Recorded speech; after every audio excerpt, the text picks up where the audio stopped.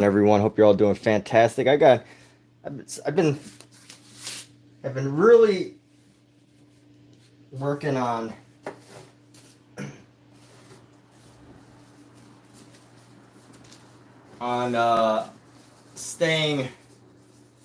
keeping up with ideas for painting. That's something that I've been working on lately, and something that I have today. I decided that even though I have a headache right now, I have to push myself to paint. For whatever reason, I usually get these headaches whenever I eat lots of sodium, so lots of salt, which basically I just need to realize I need to cut back on it.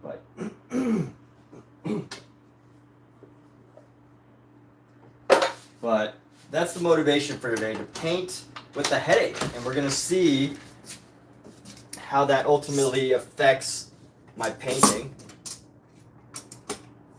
I'm gonna play around with this idea, the mental element.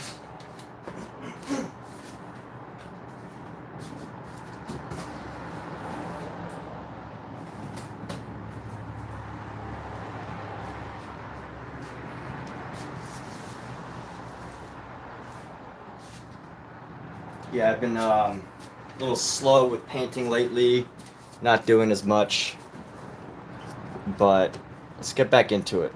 Let's get back into momentum. Let's set today as a new day, an ongoing day from which we can rebuild some momentum here. Sometimes, you wonder if you can do it, if you can get back into a state of consistent practice. You just never know. And then you just gotta get back into it. I don't know. So, let's see how this painting goes with the headache. Part of me wants to take like a huge canvas and just like try to express what a headache feels like to me. But there's this other painting that I wanted to do recently, so we're gonna work with that. Let me grab some reds here. I'm gonna add a nice red down here. Got our blue, some yellow.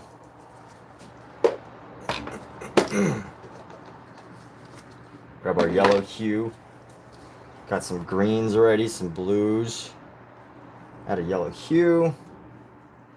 And we got a deep blue and some green already. Yo, Lesser T, what's up? Oh, you like this painting? You love painting, but you're not very good.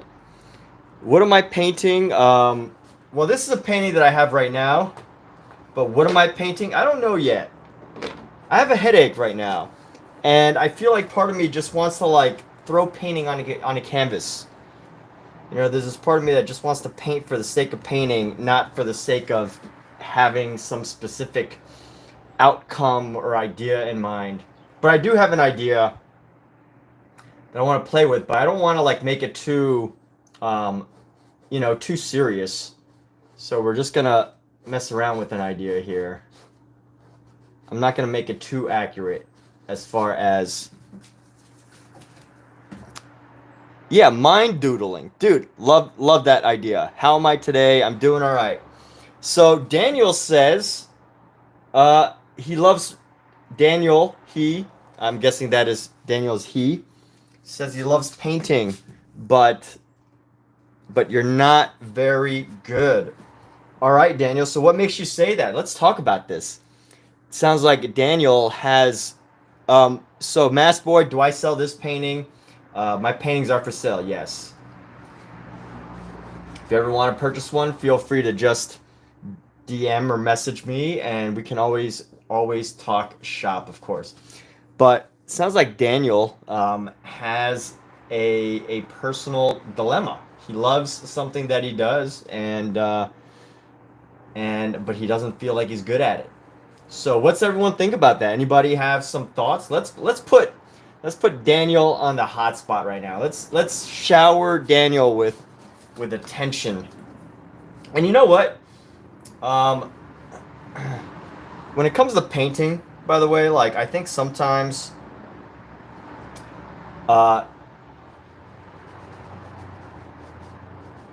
You know, sometimes it helps that like just to like keep up your motivation, your ideas, and just going after it, you know. But I have this idea right now, so we're just gonna paint down and just sketch down. I mean, I don't have like a purpose with this. I have a headache right now. I honestly almost didn't paint today, but I feel like I want to make something. Yeah, no one can be perfect. So what do you usually paint, Daniel? Tell us about your practice. Tell us about this practice. I mean, are you looking to be an artist? Did you go to school for art? Like, actually, you know what? If you went to school, like if you went to college for art, you probably wouldn't be saying this. You probably would not be here saying that you love to paint, but you're not very good at it. It's almost like, you know, I feel like people who go to art school, even if they're not the best artists, they kind of have like, you know, they have these ideas like drilled out of them. You know, like there's so many artists that are not good or whatever. Haven't played in a while, but last time we painted was in art class in school. That must have been, was that a long time ago? I don't know. Was that a long time ago? It sounds like it was probably a very long time ago. So here we go. Let's go paint this down right here. I don't really have a scene here. You know, that's the one thing about abstract work is the scary thing about doing abstract paintings, for me personally, especially as a live streamer. You know, there's this pressure to like, as a live streamer, there's this pressure to make a painting look like something, right? Like it's really difficult to live stream and do something like this that's like abstract and like just like convince yourself that that you're doing something. I feel like if I was just painting totally for joy and not live streaming, I wouldn't feel this pressure of having to do something. But because I live stream during my painting, there's like this element of maybe I'm not allowed to do abstract ideas like this, just messing around, and you know, it has to look like something.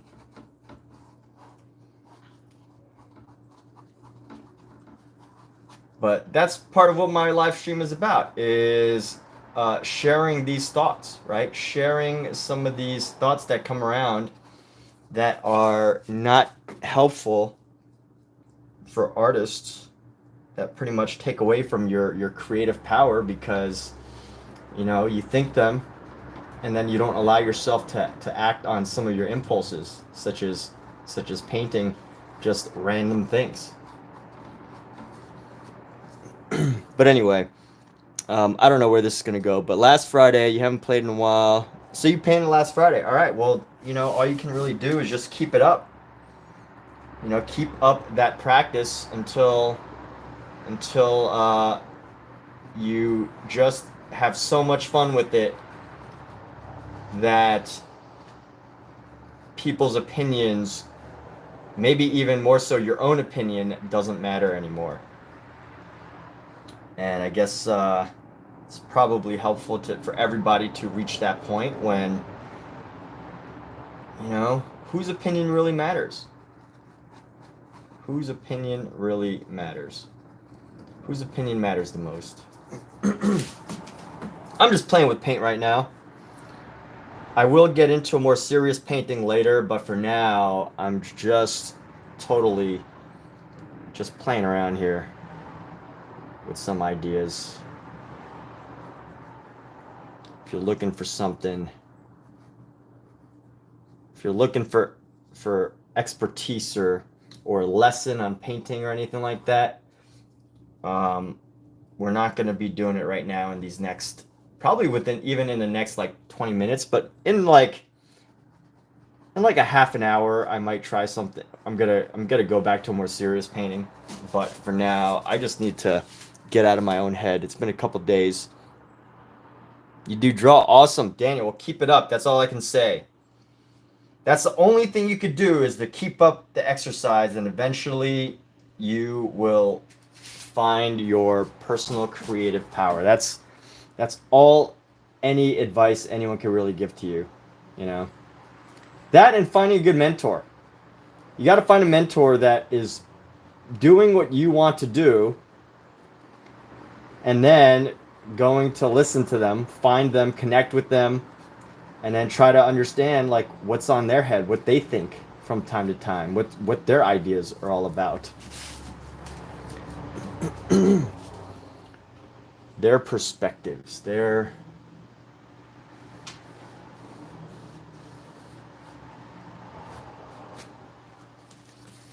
ideas. So anyway, so here's the goal. It looks like a little house on an alien planet. Yeah, hey, maybe it is. But here's a question, you know, since you're here and you have personal things that you want to discuss, you know, what is it? Name 3 artists that whose work you really like. That's like the first, you know, beginning, right? Like finding artists that you really connect with, either through their message or their style, right? Like some artists, they have like a message, you know, they have something that they want to say to the world. And then some artists are totally, well, I guess every artist has a message they want to tell the world, but like, you know, some artists visually tell a story with their artwork, and then some, you know, tell a story with their body of work. This is a really dark color.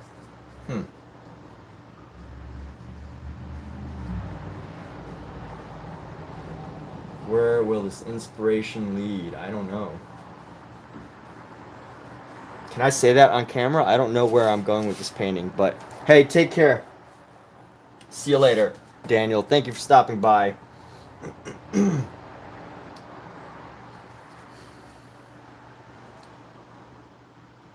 But let's keep going, messing with these brushes here.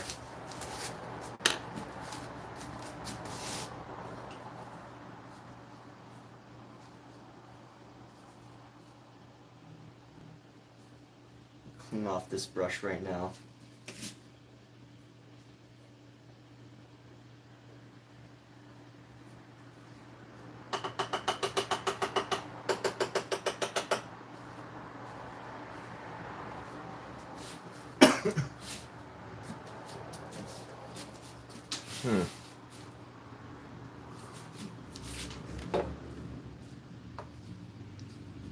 I need to lay down. I think abstract artists have such a luxury because, you know, they just don't, like, it can be tough to be an abstract artist, I think,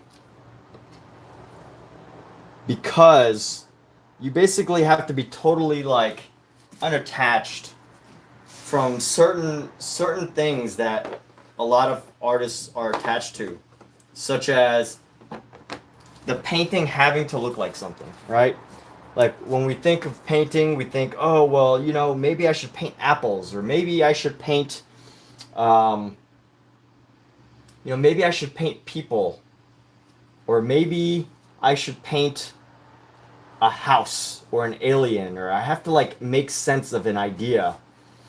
But with, like, in my opinion, you know, with people who do abstract art, they really got to like break out of what the norm might be, right? What the norm, the typical, they have to be atypical in their thinking so that they can explore ideas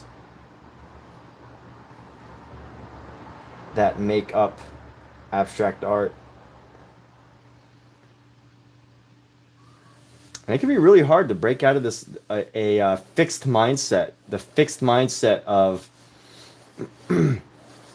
of thinking that your painting has to resemble, you know, something that makes sense, right? Again, especially as I'm live streaming this, especially as I'm live streaming this, there's always this pressure, this feeling that my painting has to look like something. It has to make sense. It can't just be colorful or creative or like nonsensical. It has to mean something. But if I was just painting on my own, it would be something totally different. I wouldn't have that thought because, you know, I am not doing a live stream. But because I live stream, there's this extra thought process. So, let's get my supplies together here.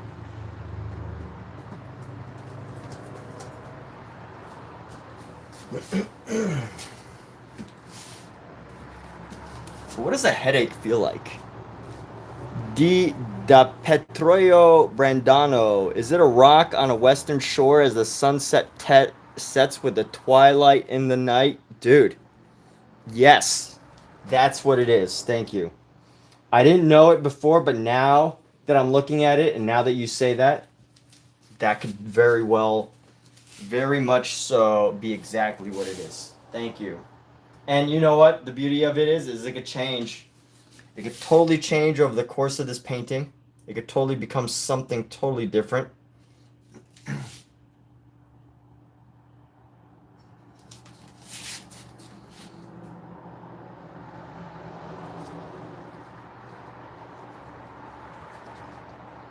Look at this. I used some very drippy paint here.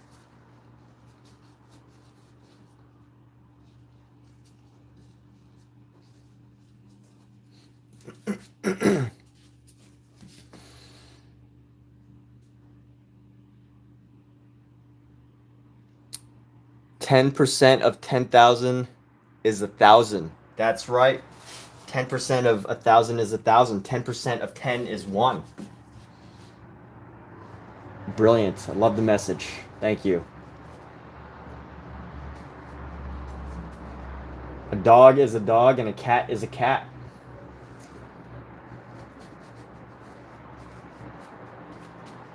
Wisdom speaks. That's your fee if you sell that with your music. So if you sell this painting for $10,000, you want 10%. Is that what you're saying?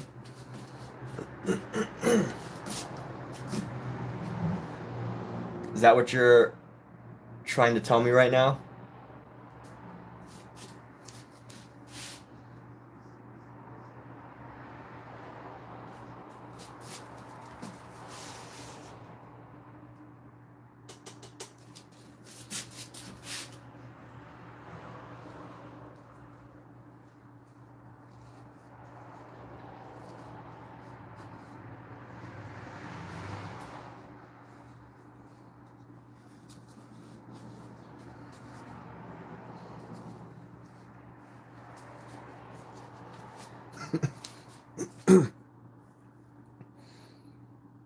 Yes, like as a way to market your music and my art, you can do that. So what do you mean? So are you... Yeah, I mean, if you've got a plan and you want to sell my paintings, that's fine. You can sell my painting and you can have 10%. If you can sell my painting, you can have 10% of the sale price.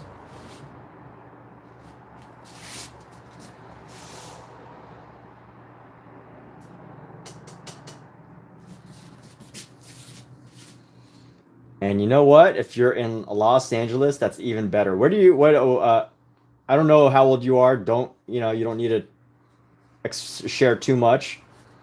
You should always keep your privacy. But what state or city do you live in? Are you even in America?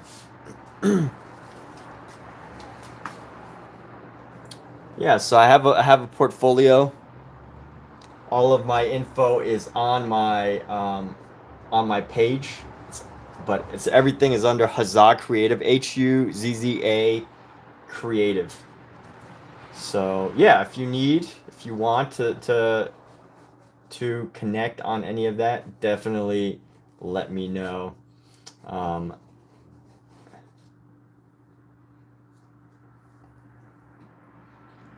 Yes, I do have a portfolio. It's my Instagram, HUZZA Creative. It's all under there, for sure.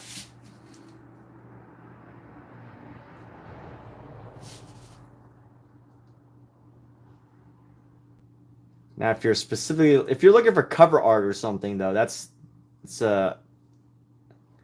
I have had people like message me about cover art, which I find interesting.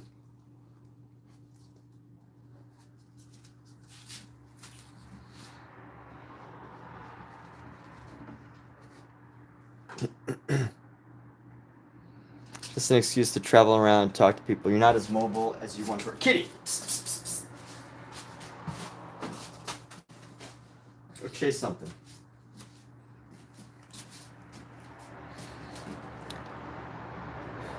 Royalty fees. Yeah, hey, royalty fees sounds great. Whatever you got going on. I actually use a website called Peggy. You know what you could do is you could just buy one of my pieces on Peggy, and if you want to sell it, you can sell it for a profit through Peggy. So I don't know if you know what Peggy is, but Peggy.com is a platform from which you can, buy and trade artwork, and my pieces are on there. So if you're serious, let me know. If there's a piece that you want, you can buy it from me through Peggy, and if the value appreciates, you can sell it or whatever. But there are some options depending on what you're really trying to accomplish. What is this? Is this what a headache feels like to me? I feel like this actually is a little representative of what a headache feels like.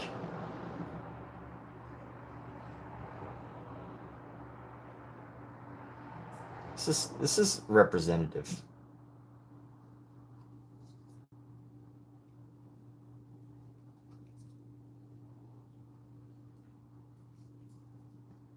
This is very accurate of my headache right now.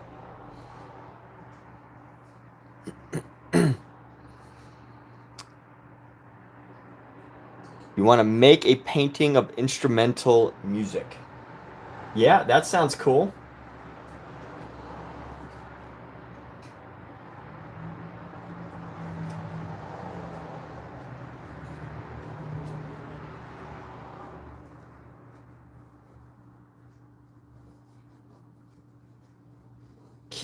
Keep fleshing out that idea. Let me know.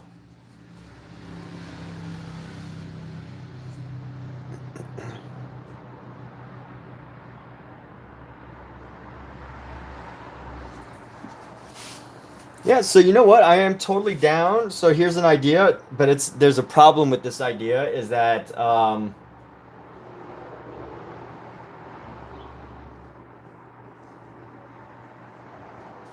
so in collaboration with another music artist, if there's a music artist who's like, hey man, if you play my music and do a painting to it, that would be awesome. Right? Like, but if I was just playing this song, if I was playing music right now and painting at the same time to that music, this painting would come up with something. This painting would become something for sure. But the problem with that is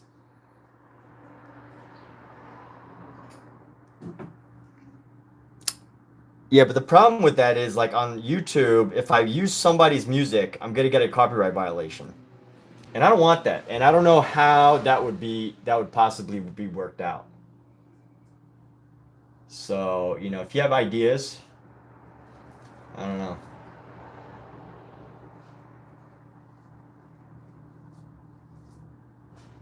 If you have ideas, I'd be open to it, right? I would be open to that consideration, that idea. Gosh, this headache is like splitting my brain right now. My brain is just totally totally smashed right now. It is horrible, and this is just like, this is what is coming about from having a headache. I don't even...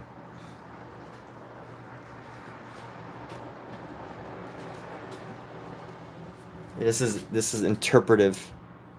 I mean, is this how a headache feels? Does anybody else feel like this? Get a feeling that this is what a headache feels like? Just red and black and things all. Maybe this would be like what people would see if they were on LSD or something, which I've never done. So I don't know exactly what that, what that experience would entail. And I do not condone the use of it as I'm live streaming right now, except in under, legal and legal situations, such as going to a doctor who, helps you do it under controlled conditions or whatever. I have to say that as a disclaimer. But yeah, I don't know, like, I've got this headache. I don't really want to paint. But clearly my mind is reacting to it, right? As I'm painting, some of this has to reflect what's in my unconscious here. All you do is send a cease and desist, then I could take them to court. It never really gets that far. It's not even something they could really...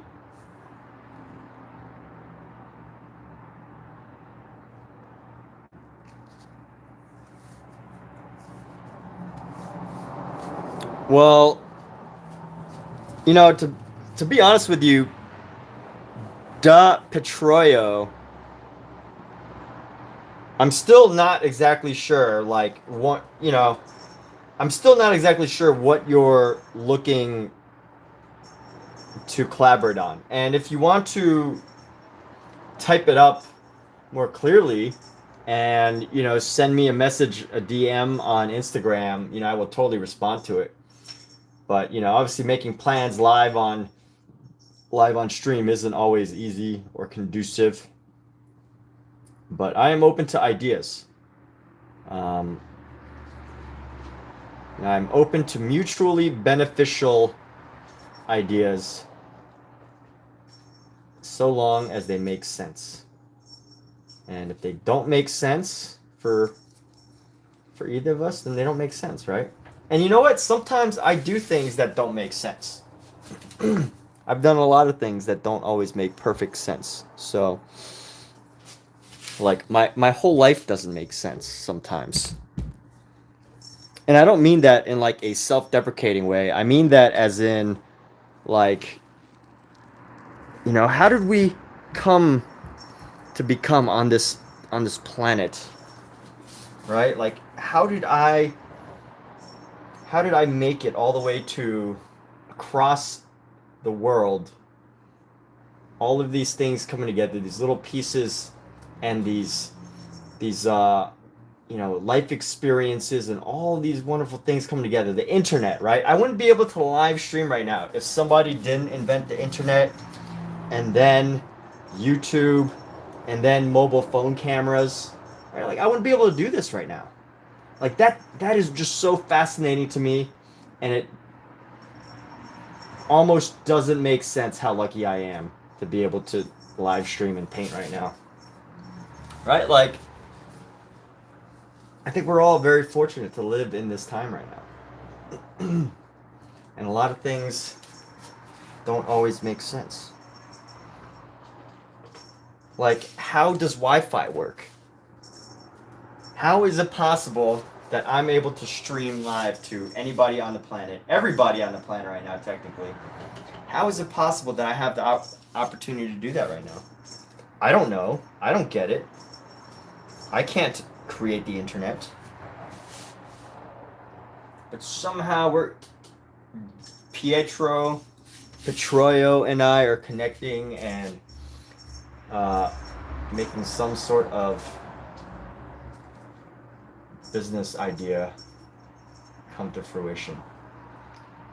And maybe it doesn't come to fruition, but you know what? this wouldn't have happened without Wi-Fi.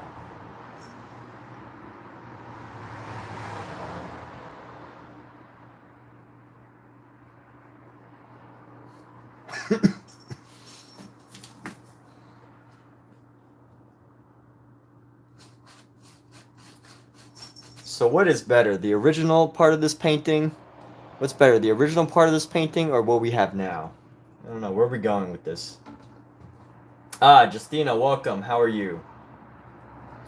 Welcome, welcome. Yeah, getting deep, right? Like, how is everything right now happening? Everything. There's outside my door, there's hundreds of people driving by at any given second. They've got engines, radios, all these things happening in their car right now. Billions of people with their own lives. Justina and the Petroyo watching, connecting.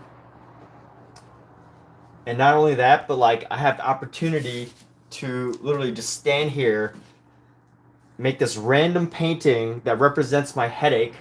I think it represents my headache. That's a representative of my headache right now. And somehow, you know, I'm even earning some income from this because I get ad revenue from YouTube. So those of you that are watching, I do want to thank you for sticking around for this this free live stream. That yes, because I am a YouTube partner, I do earn a little bit from this live stream. Not a lot, you know. I'm not making a lot, but it's like, wow, this is just amazing.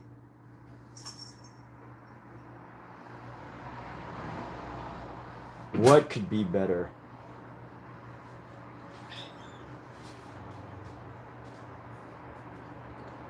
What could be better than just being creative and seeing how do I get ad revenue? Because, well, this live stream is supposed to have ads on it. If it doesn't, let me know because I got to talk to YouTube.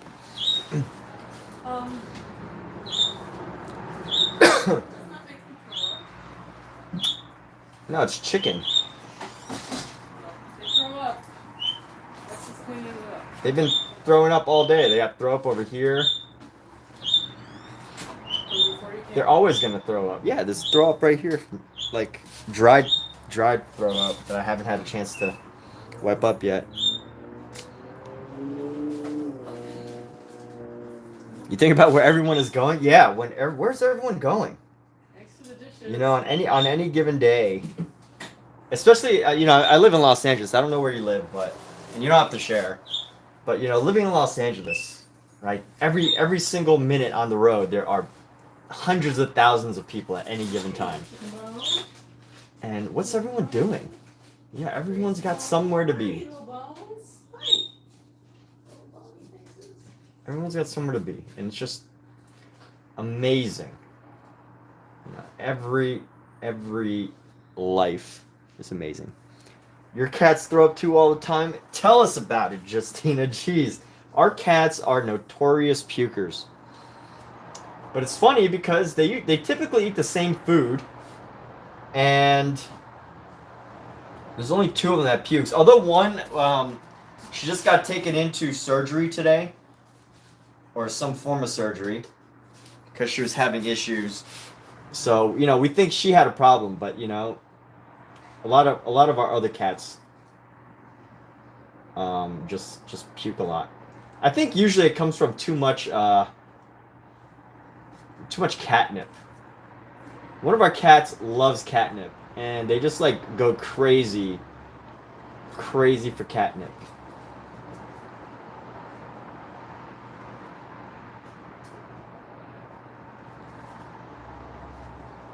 Crazy for catnip here.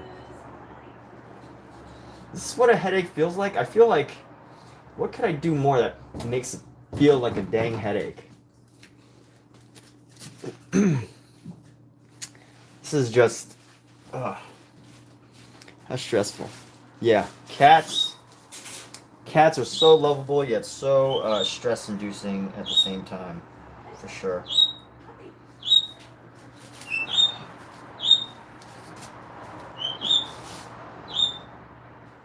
Let's go with some oil here.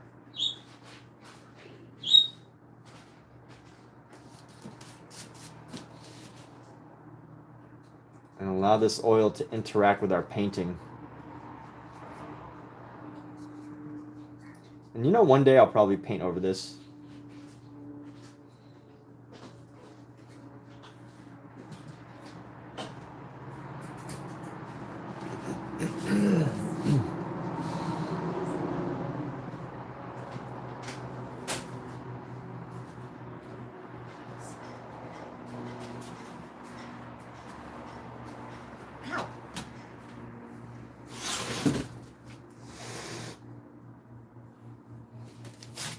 Look at this. I thought we could put her on camera. Hmm? Yeah. I thought we could put him on camera. You can. So cute. Yes, we've got 3 kittens right now that we're fostering. Here, can you pick that one up and just show them real quick? You have to rotate the camera. You got to come around this way.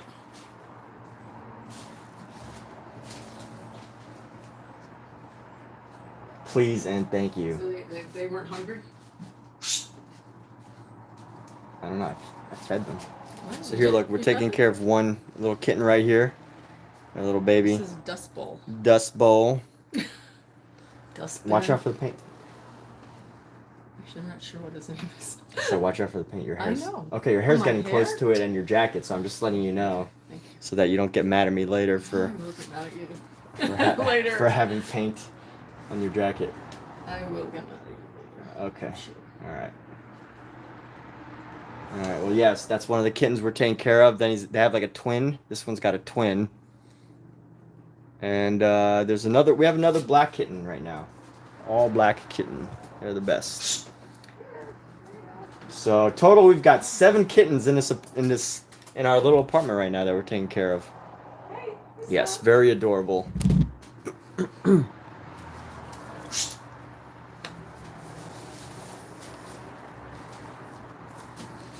Let's see. Does this painting remind you of a headache? Here's a poll. Does this painting make you think of a headache? Does this painting make you think of a headache? Actually, you know what? Rather than a yes or no question, let's just do a Q. Oh, no. Ask a question. What does this painting make you think of? This question make you think of? This painting make you think of?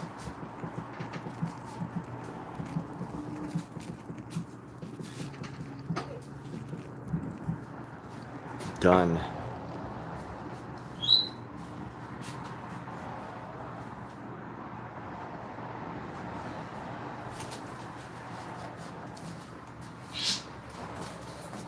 All right, let's go with a bigger brush now. Let's go with a bigger brush, and let's use some oil pastels. We got some oil pastels here. They're kind of hard. These are some harder oil pastels. They're not like the soft kinds.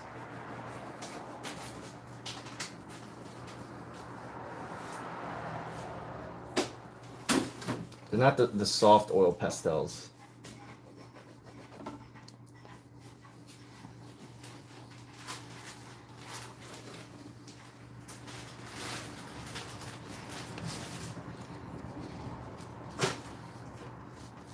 It doesn't make you think of a headache? Well, that's good.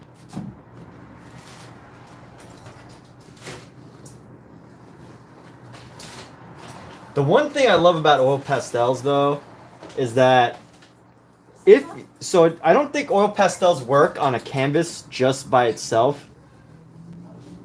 I don't think they work very well on a canvas just by itself. But if you've painted with oil paint on top of a canvas, I think oil pastel happens to go good on top of it. I usually like to use the oil pastel to sketch out some designs.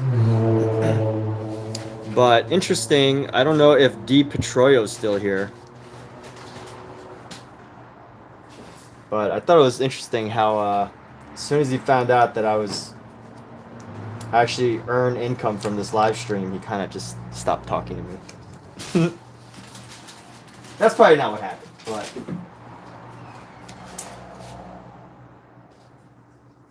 Ooh. I do love the feel of a good oil pastel. It's a nice feeling. Let's see here. Well, we can actually. Surely there's something. Surely. We can make something here. See how this. Oh yeah, it blends pretty well. You can blend this.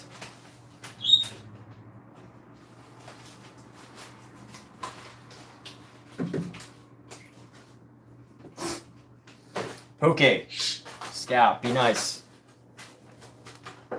No reason to be so mean. Aw. Ooh, this little kitty's pretty. She's hissing right back. Oh, is she? Yeah. He's hissing right back. Good little kitty. Just kidding. Or am I? Alright, let's see. You always gotta make a face somewhere whenever you're sketching something. Sorry.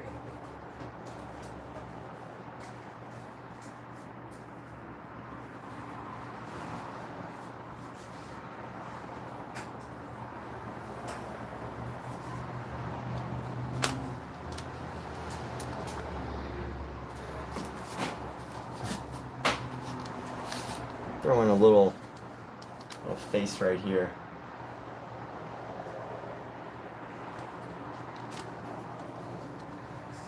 Remind you of vintage glass? Vintage glass, really? What's like, what do you mean by vintage glass?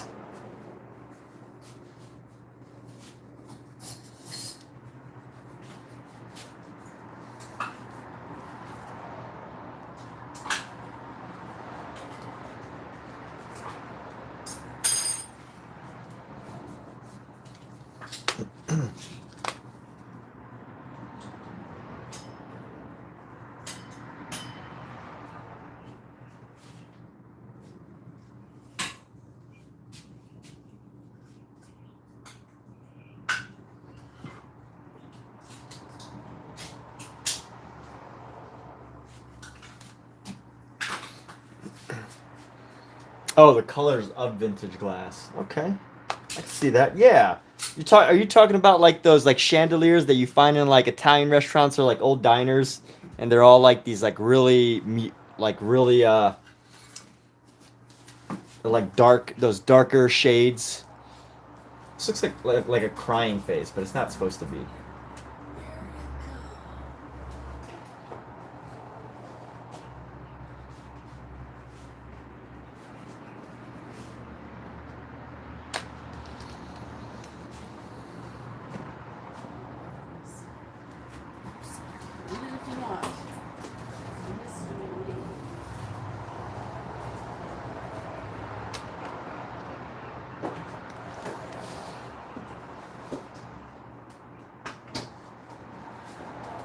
Alright, kitties, if you're done hissing at each other, you can just be nice and have some fun. Just like play with each other, you know?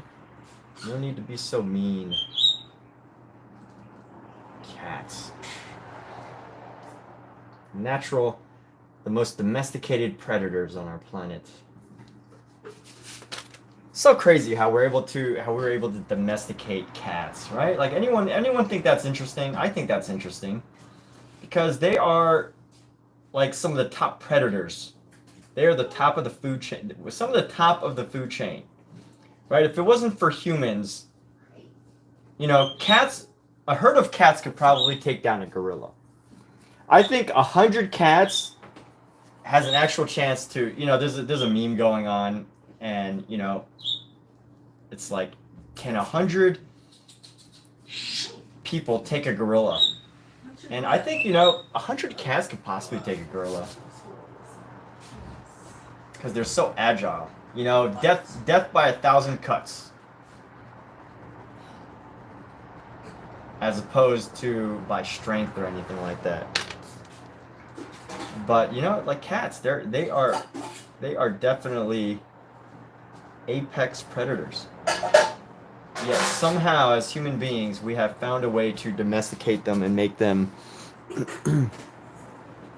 Well, we have made cats our owners, right? Like, no one actually owns a cat. The cat owns us. No one owns a cat. Cats own us. They control our lives, not the other way around. And don't you ever forget that. They're beautiful gorillas, yes. Gorillas are so beautiful. They are such wonderful, amazing animals. Our primordial, ancestral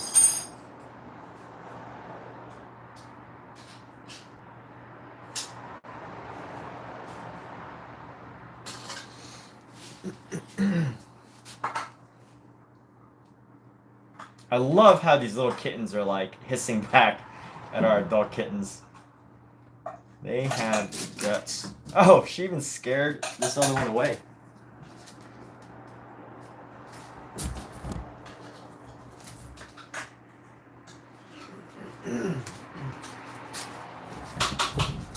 What's going on here? Always add a face into your artwork.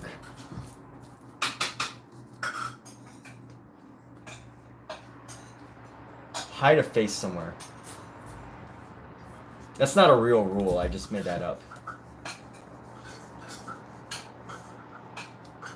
But if you ever want people to question like what's in your painting and to like find familiarity with an idea, always add a face. That's the trick to people be like, oh, is that a face? You know, you ever look at something, you're like, is that a face? Faces are like one of the most like recognizable things. Anytime someone looks at something, they think, you know, they wonder about the face. Ah, you know what? And here's the thing. This could be like a head with a headache all around. There we go. This is all coming together now. It is all coming together in a wonderful way. What is a headache?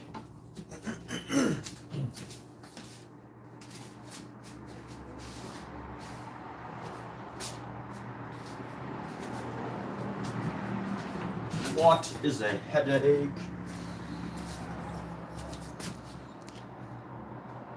So here we go.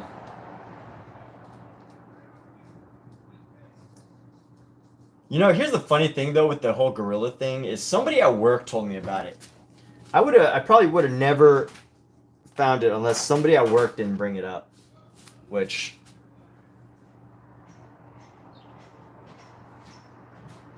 I find interesting because usually people find stuff out on the internet, but you a bath. You know that, right? No, you're getting a bath. Yes, look at that butt. somewhere between these these oil pastels and these oil paints, we're getting. Hey, want to eat? Hungry? Huh, come here. Want to eat? A little dusty. Getting something interesting. You're fast, aren't you? I really go fast.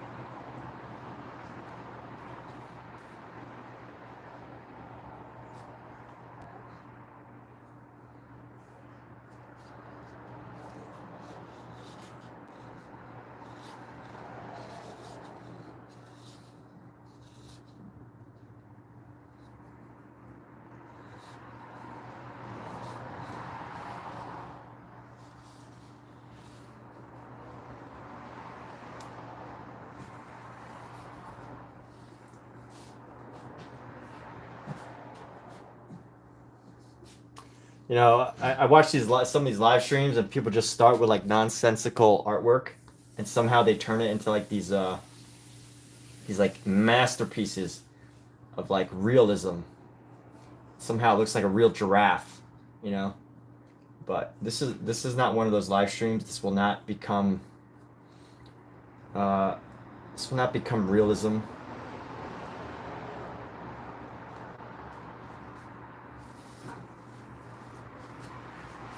Let's grab our. I'm done with these old pastels here. Let's see what happens.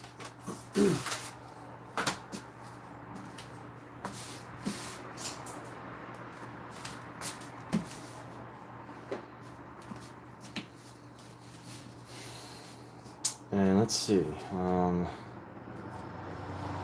Let's go. We'll go good on top of this green. Probably some more reds. So we're gonna grab our red here. And we're gonna dip it in some oil. Maybe we should pick up that stuff on the floor. Pick it up.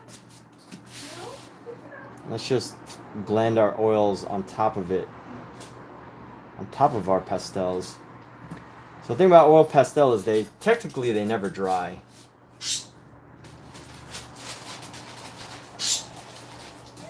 But, you know, let's see what happens when we do oil paint on top of it.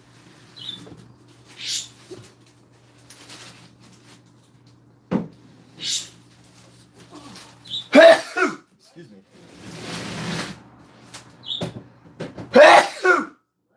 Thank you. Oh, excuse me, everybody. So loud.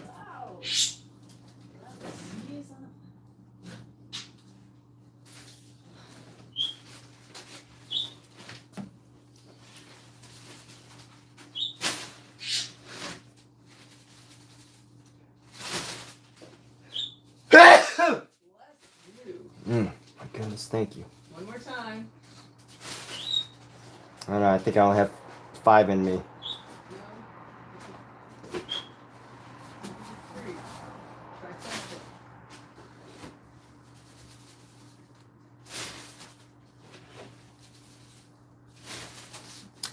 Here's why I think it feels like this represents a headache. Is that, you know, the headache, you know, with a headache you don't really want to do anything. You just want to like, you just want it to end, you know? You just want the headache to stop. You just want the headache to go away. And, you know, your mind just like kind of wanders off a little bit and it comes back to the headache, and then, you know, you're able to lose it and you kind of come back to it. I feel like this is what's happening in this painting is, you know, I go from idea to idea.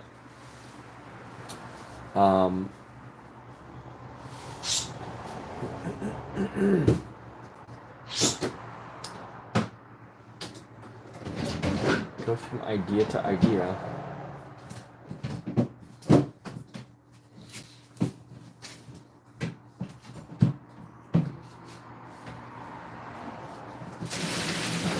I like to look back at the painting and see like how I'm doing on it, because I'm not quite sure how to help you with that. Oh my god, he's not covering their poop. You poopy? Okay. It's you. I really like to look back because it helps me That's what I think. just kind of like look at this painting from a different perspective. This scenario. It's you, baby. It's you. No cover. That's kind of scary, huh?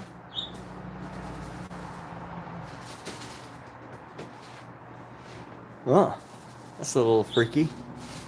Freaky. Alright. Let's go.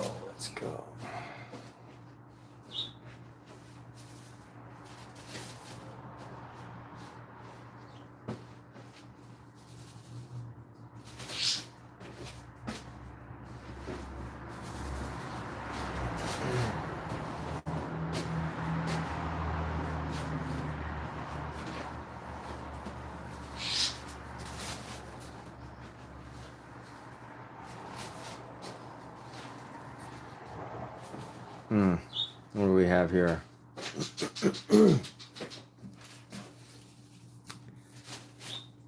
Where does this go? Do I need to fill the whole thing? I don't know. I feel like this is one of those paint over it again, you come up with something pretty nice. Something pretty nice. Got something pretty nice going on here. Oh, boy, am it.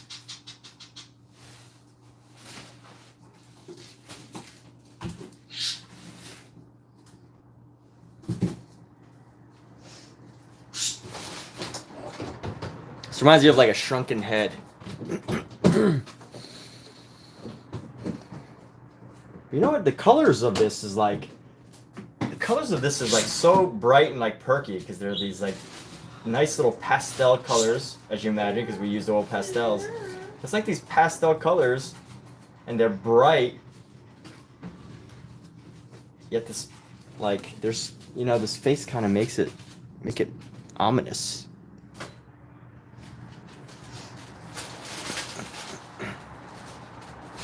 All right, let's see. What happens here?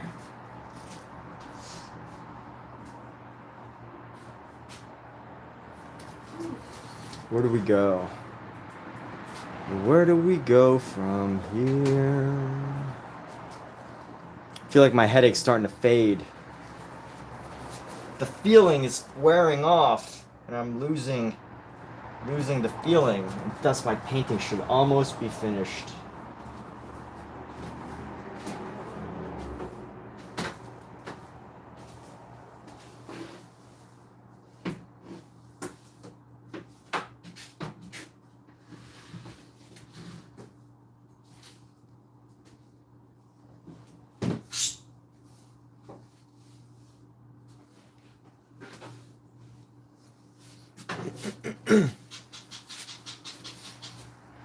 Let's grab some yellows here. We're gonna grab a nice chunky yellow.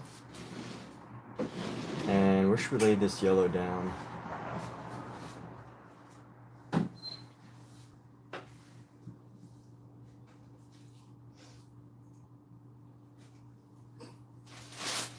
Go ahead. Bring one.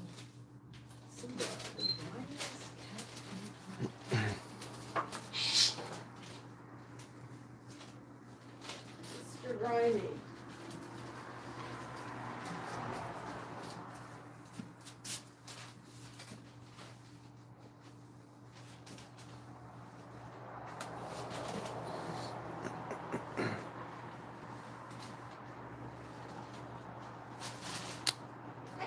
Has it been warm? Yeah. Oh yeah. So we did have like a very hot week last weekend. Last weekend it got into the hundreds. So totally predicting that this summer is going to be pretty excruciating. But today it's fairly, for the past like week or so since last weekend, it's been pretty cool. It's been like in the 70s, 60s, the 70s. So it's been pretty amazing. Very good weather these past couple of weeks. Actually, you know what? I need to paint down this little area.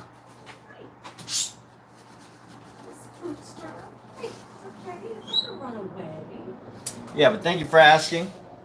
And, you know, thank you for all the comments you've been sharing about my work on my YouTube, in the YouTube comments. Really appreciate that, Justina.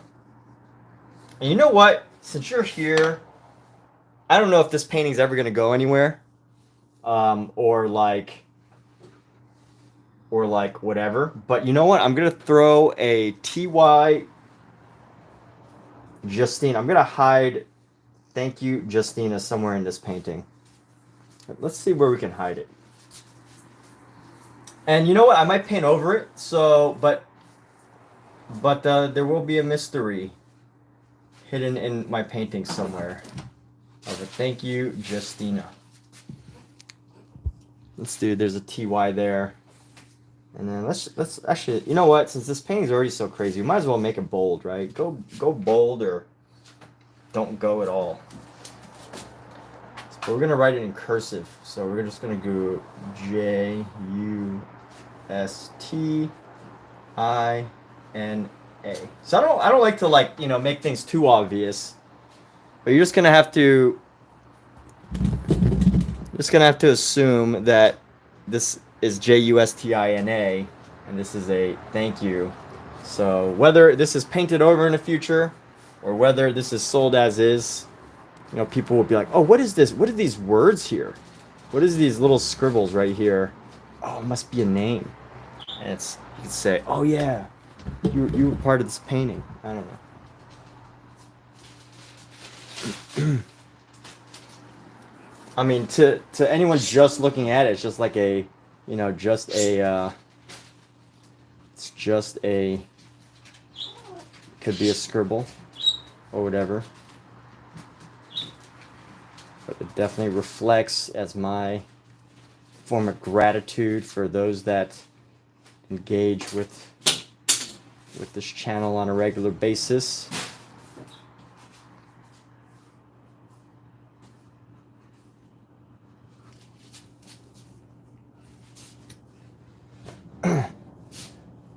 So Juju says, dropped in to say hi, give me a thumbs up, happy streaming. Thank you, Juju. Appreciate it. Thanks for stopping by, just say hi. Of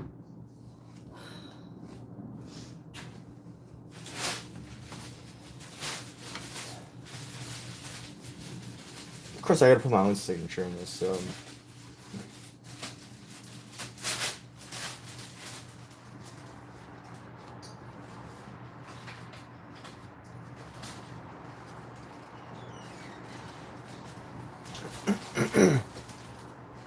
What a mess this is.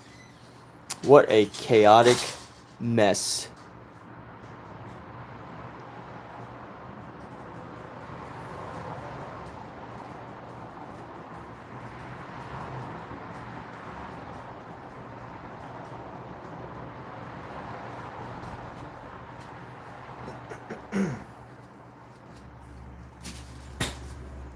Okay, so let's do something a little bit more serious now. I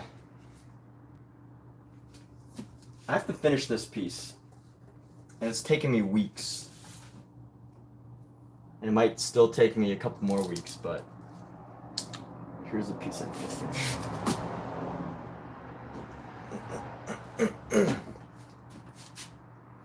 And maybe part of me realistically doesn't want to finish this painting, you know?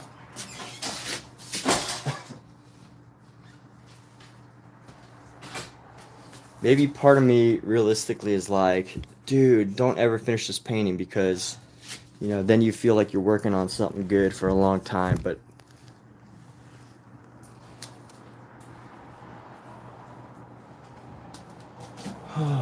let's see, where do we go? What shall we do? Where do we go from here? Oh yeah, I gotta pull up my reference. Duh. So open recent.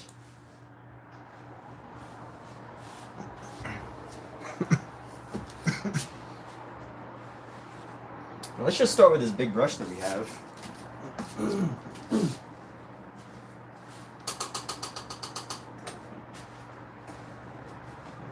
Actually, you know what? I want to use one of my newer brushes.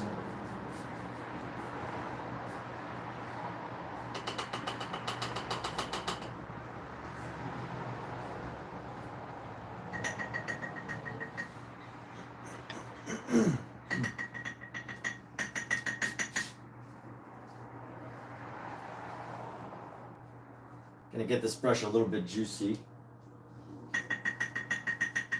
Dip it in some oil, some walnut oil here.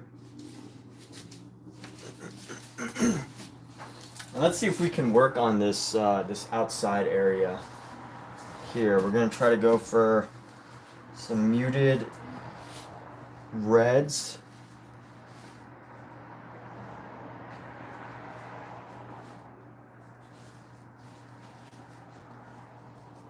And just kind of go around the side and just see if we can capture some of this. Nope, needs a little bit more white.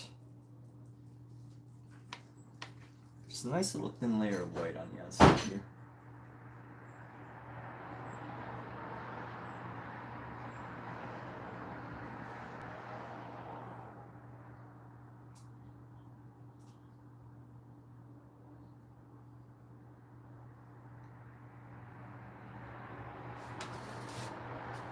How these details These details looking. I've really become very dependent on my camera, not just for the live stream, but like for actual painting, because you know it helps me to constantly look back and forth and flip the image and see it from, you know, a much more smaller perspective. It is really helpful to me, and yeah, I don't know if it's just so helpful to be able to see a flipped and reversed image whenever you need.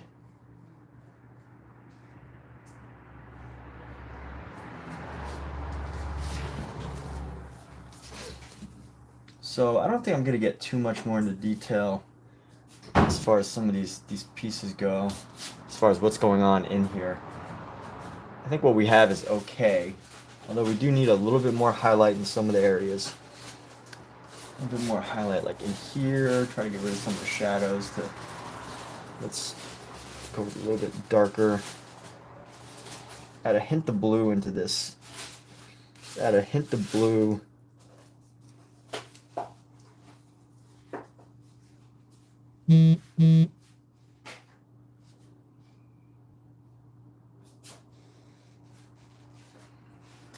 And we're gonna go into here.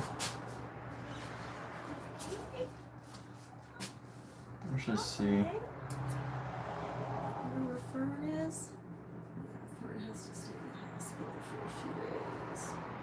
She'll be okay, hopefully. She'll be glad to come home and see you.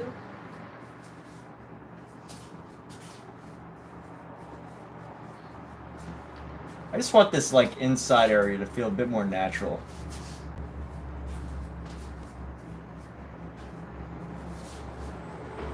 So that's the real goal right now. Where else can we go? We can actually come down into here.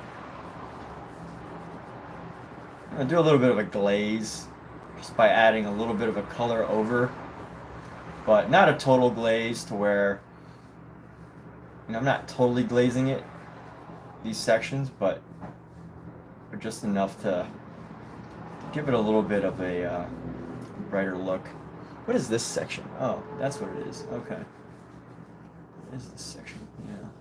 Just needs to be a little bit darker.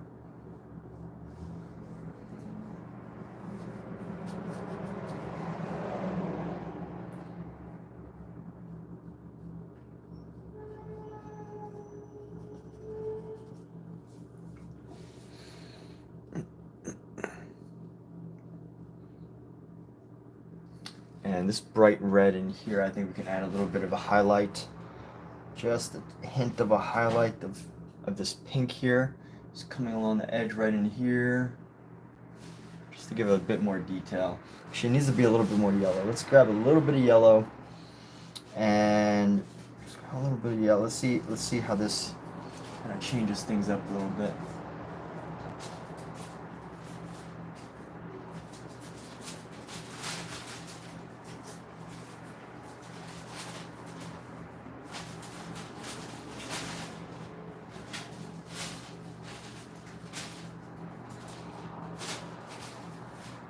And round it out to make it feel like more of a natural thing here. I'm gonna keep the brushy, some of the brushed effects to just give it the nice naturalness. Make it feel brushy in there. Let's see, right here.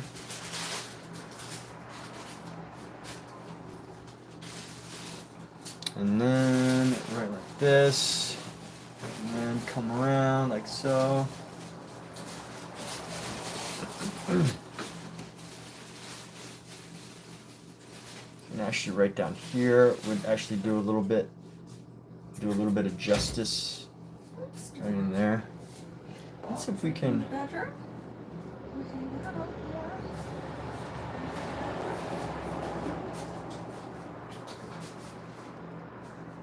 I want to do a tiny bit of like a yellow hue, a yellow off-white hue.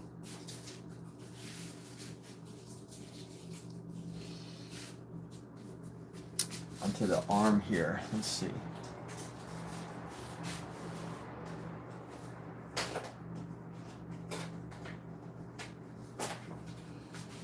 You know, give him a bit more of a natural color.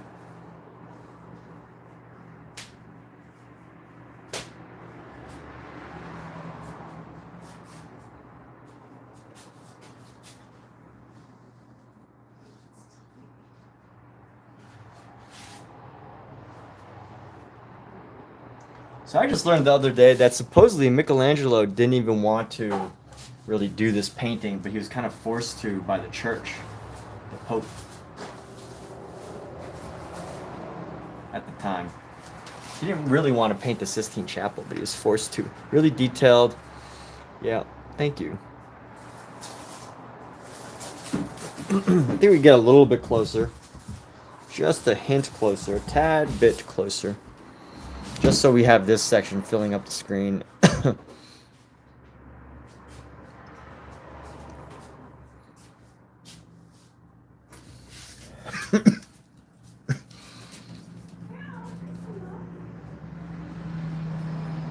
I don't want to spend too much time on, you know, these parts.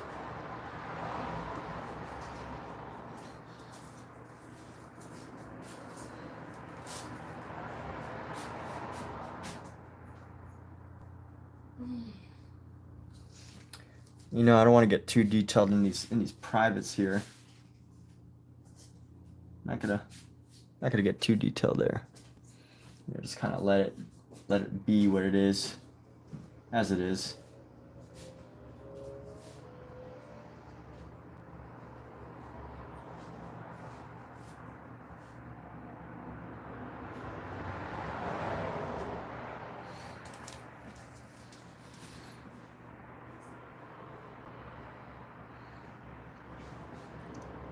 Let's see. Let me grab a yellow ochre here.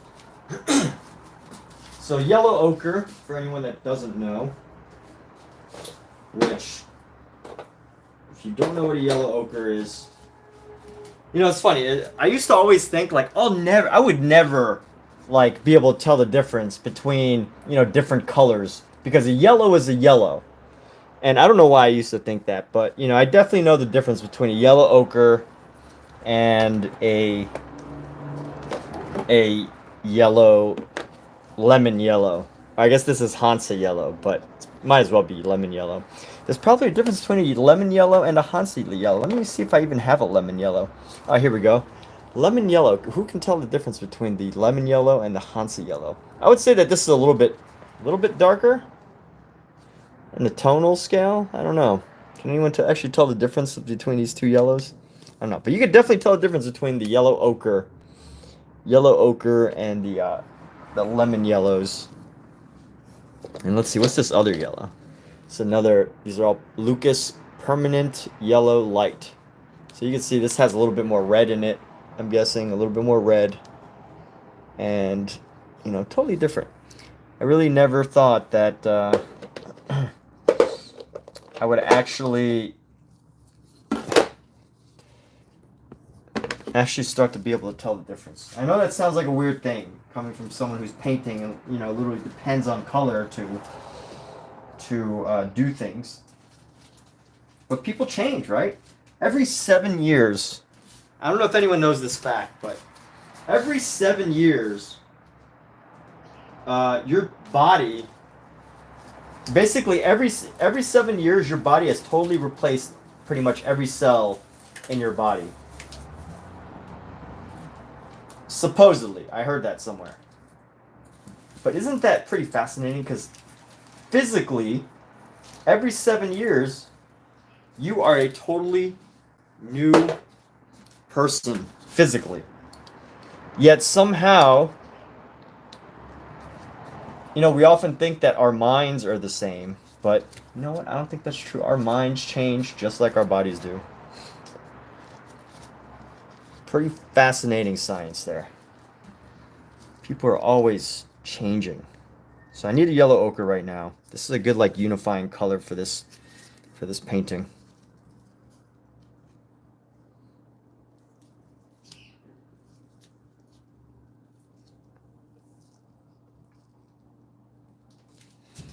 By the way, these little tube keys are coming so clutch. These little tube keys are amazing. So let's see, where do I need to go right now? What do I need to do in this painting? I need to add some detail. I need to add certain details. Make them pop.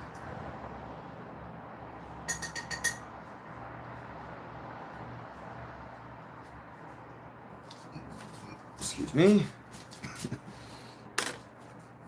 Let's pull out our ruler. Those of you wondering, when I use details, I use a ruler. This is a steel ruler. Is it steel? Made in El Salvador. Thank you for the manufacturers of this. It's a very sturdy ruler. I use this. I'm pretty sure this is like a steel. Either, or maybe like some type of metal. I mean, obviously metal, but.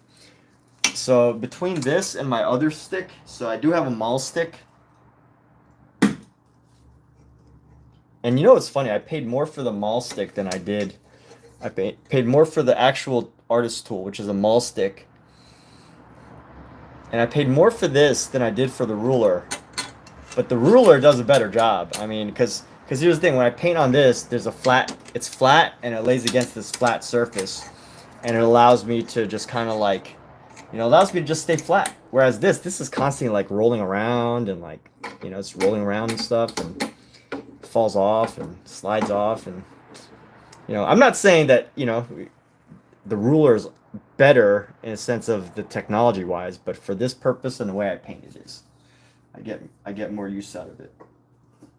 But maybe one day I will have use for the maul stick. I think the maul stick is definitely, you know, when you start painting larger pieces against the wall and they need to be accurate and you need something, you know, you would put something on the tip of this to you know, not mess up your painting.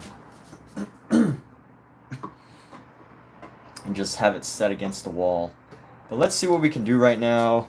I think the most important thing, let me see if I could get some feet details. I need to focus on these major areas right here. These major areas, just like as soon as I get the hand and as soon as I could get some of the, as soon as I get the hand and the finger and his face, I'm going to be doing okay. We're going to basically be done. I would be able to call it finished.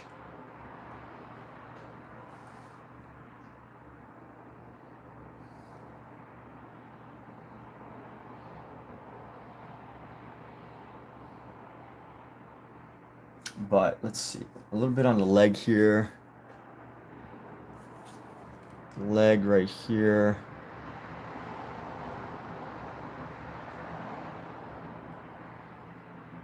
The shadow. I think we get a little bit of shadow going up. So let's go. A lot of white here. That's blue. What am I gonna do with this blue?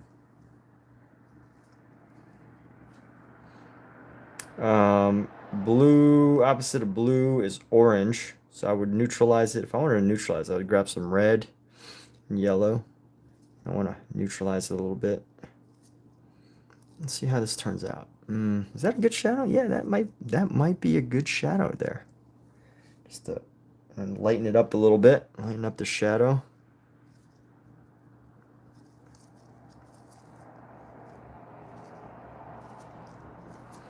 So I've got a nice like purplish gray. Purplish gray. Let me see if there's anywhere I can lay this down nicely.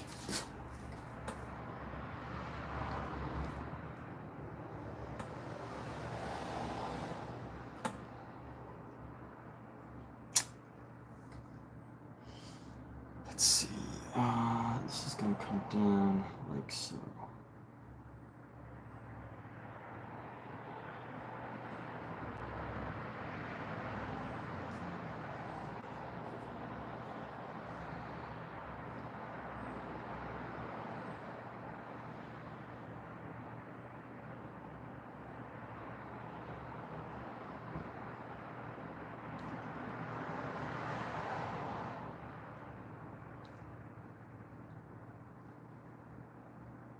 And let's see, we can actually blend this up around the leg here.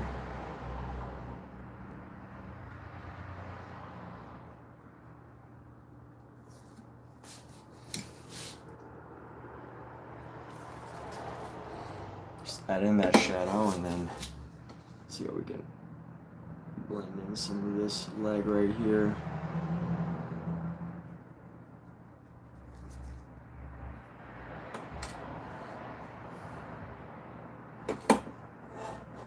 And let's try to go around this finger here.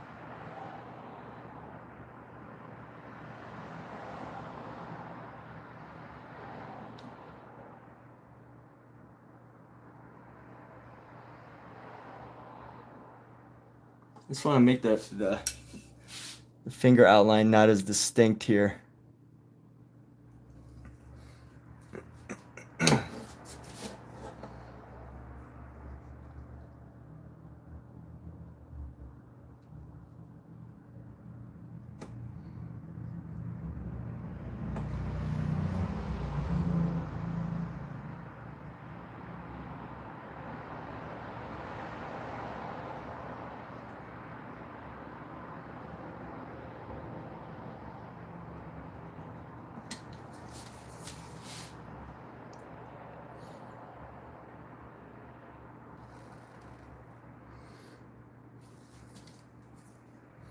Let's continue on with this color a little bit, and eventually we'll have to blend a little bit using a different color.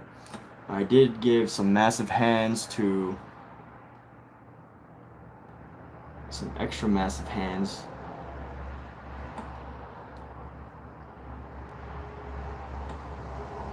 Here.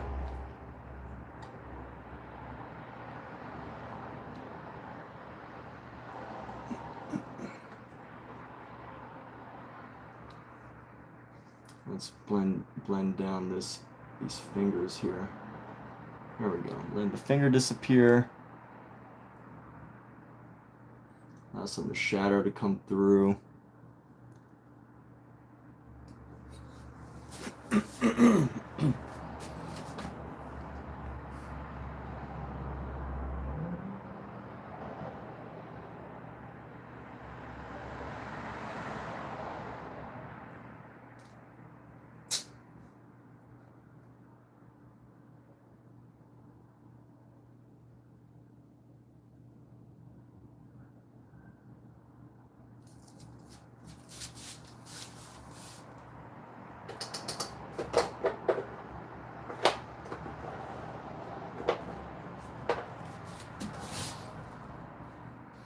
And find a nice white ochre here.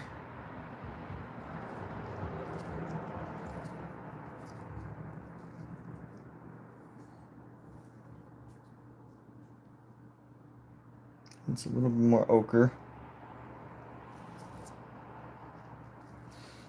And let's see what we can do with this color.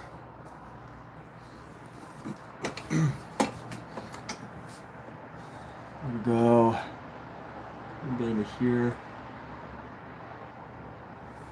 And a little bit of highlight along the top of this leg here.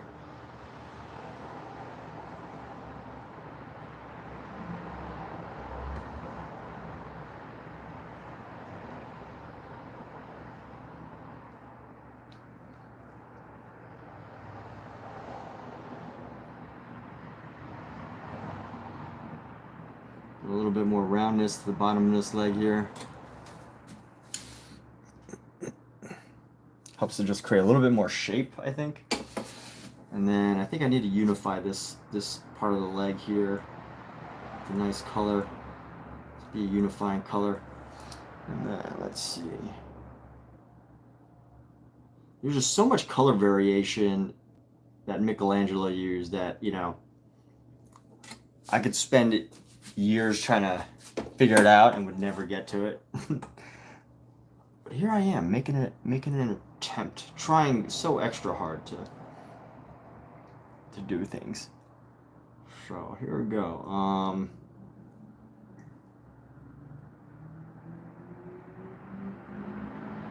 Let's go Need to give a little more mass to his foot, his toe.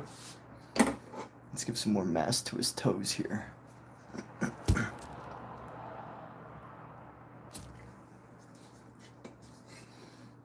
little bit more mass to his toes.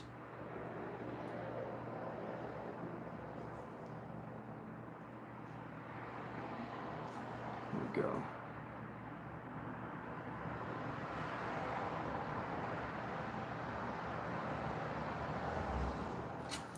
All right, do some mass to the toe there. I think the feet are looking okay. I think this one needs a nice unifying color too, but let's finish one thing at a time, Emmett, not jumping around from section to section. This is go time, baby. This is a time where you really gotta crack down on your technique so that you're not doing the same things over and over and over and over. Because I can definitely fall into that trap of like, you know, because I don't have like this, you know, there's some artists who, you know, are so specific with everything they do because they're very talented and they, you know, spend years honing their craft, and they're also constantly commissioned, so they need to practice. They need to have a very, you know, they need to be very act good with their time, right? Like if you paint like me, there's no way you can fill enough commissions because, you know, there's someone else that would paint this and they would have everything planned out ahead of time. They would know exactly what colors to lay down. They would know where to put them down. And, you know, they would have their very specific practice. Whereas for me, you know,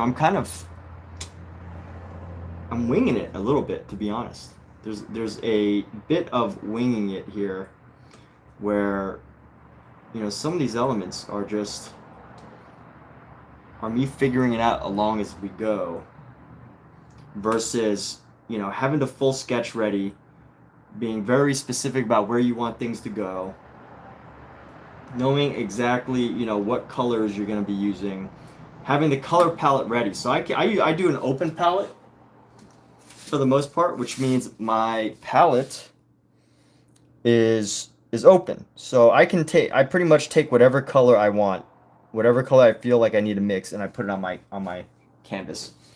Whereas, you know, another artist who works more specifically might have a closed palette. All of his colors are ready. He knows exactly what all his colors are going to be, or her colors are going to be, and you know, that just creates more specificity and it saves time. And I'm not denigrating my work or anything. I'm just sharing other ways of doing things. And why, you know what, like there is some methods that are more efficient for the sake of, if you're going for efficiency, right? Wing is a good way to stay in and out, right? Yeah, and thank you. But yeah, definitely there are, you know, some people who probably work way more efficient. They're gonna get, you know, they get a very specific sort of painting, and that's okay. So let me see how I can modify this leg right here. We're gonna probably need some highlights coming across right there.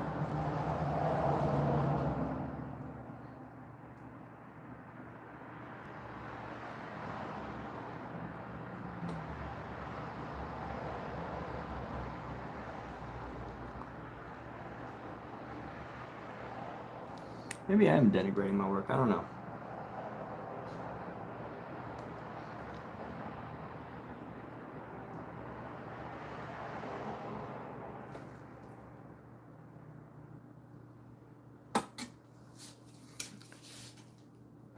But for the sake of time, you know, and here's the thing, like Michelangelo, when he painted this, it was painted in fresco. So he had to be finished with a painting and all the pieces laid out before the plaster dried. which that in itself is a marvel.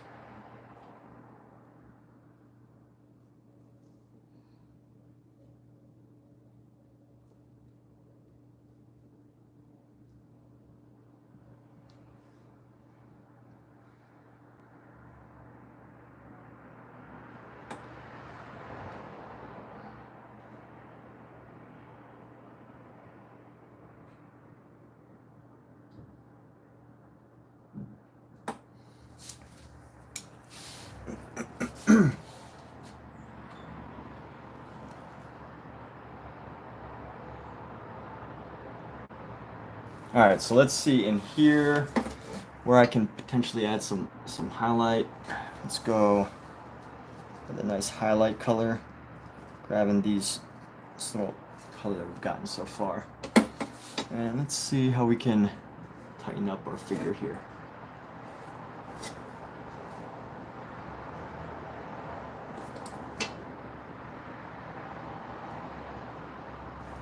Why is there so much cat hair in my paint?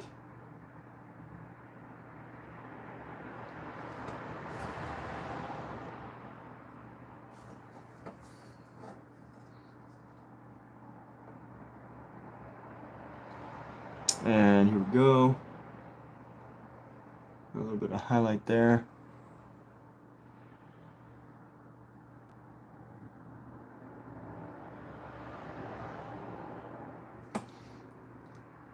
See how this is looking. Yeah, it's not too bad, not too shabby. So we're gonna come in here and try to blend in some of this purple here to make the color look a little better.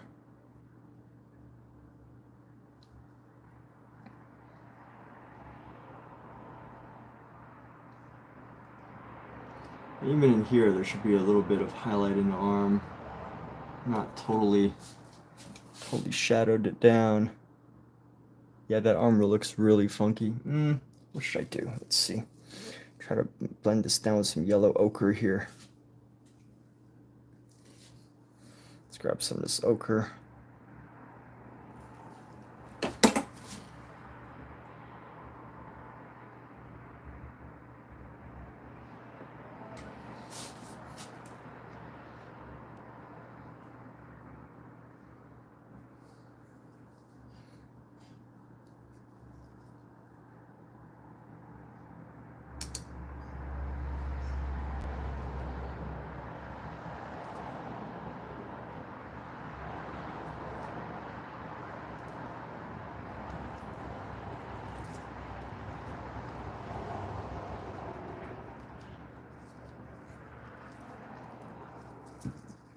Excuse me.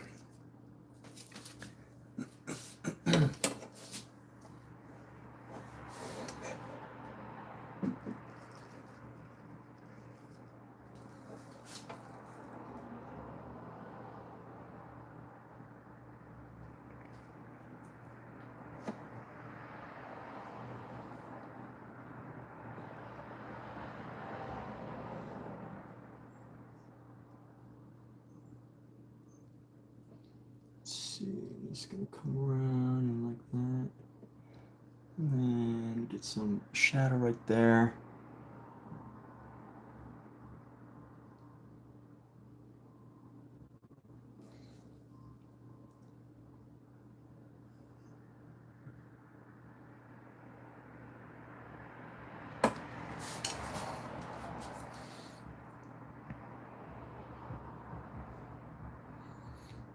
And here we go.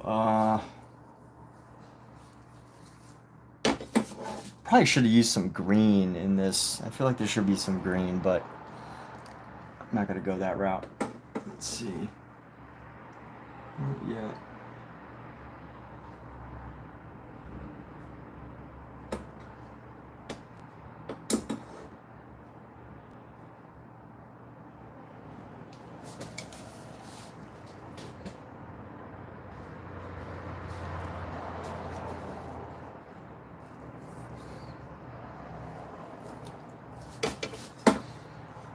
And here we go, we're gonna crease the shadow around there.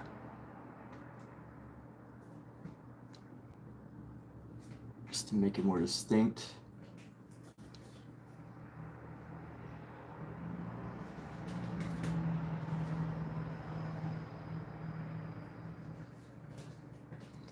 And then go up around the head right here.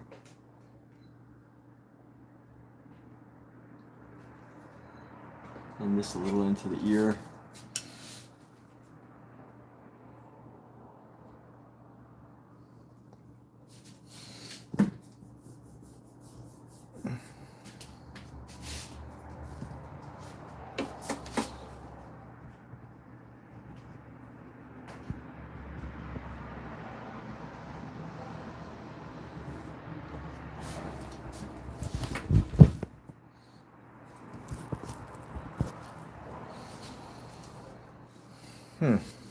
Okay, let's see about adding some of this back into here. We gotta shape the foot a little bit better. So in order to shape the foot, I need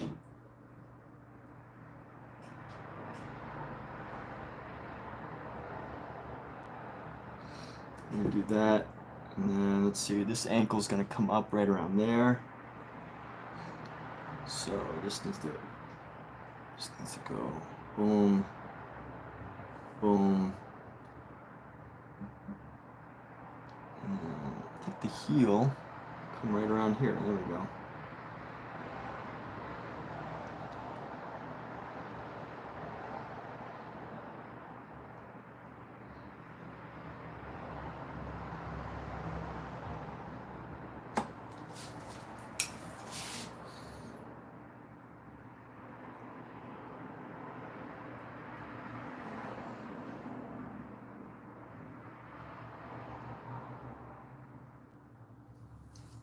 You know what? If I can tighten up this kid's face, I would be very, very happy. I'd be a very happy guy, very happy camper. So let's do that. Let's tighten up his face. We're gonna use a small detail brush.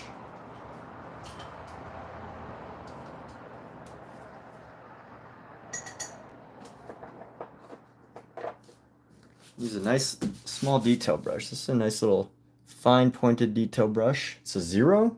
Yeah, it's a 0 Rosemary Co SER 272. SER 272. And what should I do? Let me get this color. Let's see what color this is. Yeah, this will be a good highlight color here. Go around the cheeks. Start unifying certain areas.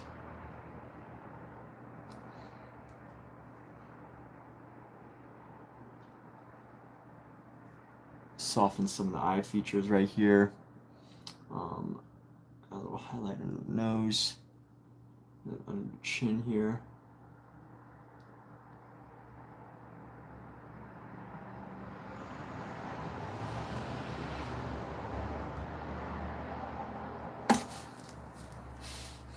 Need some more subtle transitioning throughout his body. Let's go like right here.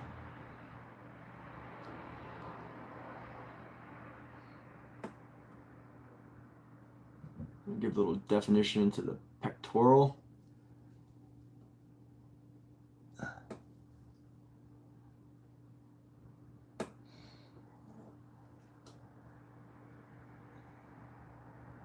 And then here we go.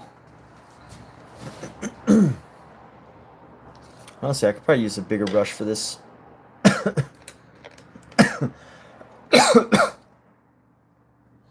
Let's see.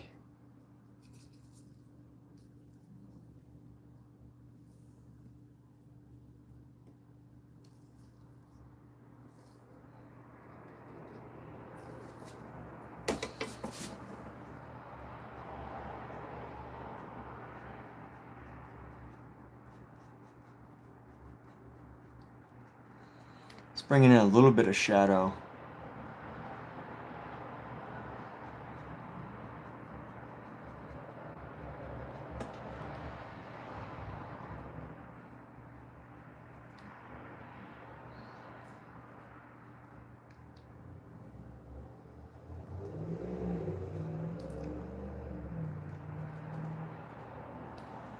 Let's go up and around.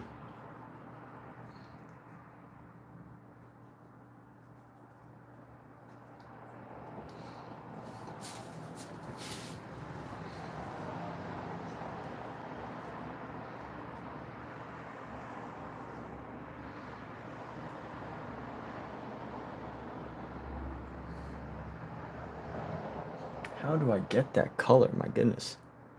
Ugh. Ochre gray. Let's see. So we need to go around the top of the head here.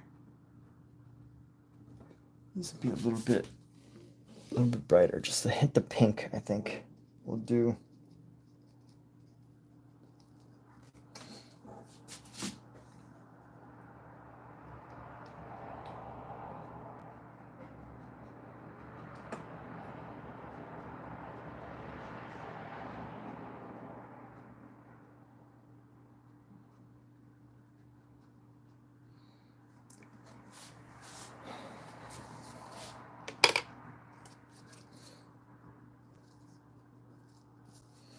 Let's go under this eye here.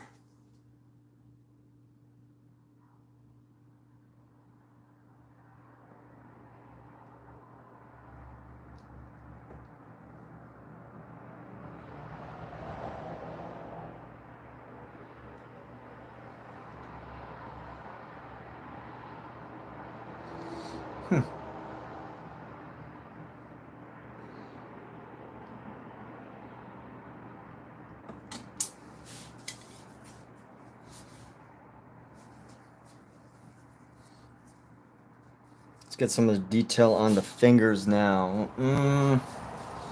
How we doing? Let's do a little checkup. And by checkup, I mean just getting the camera nice and close. Just seeing how it looks.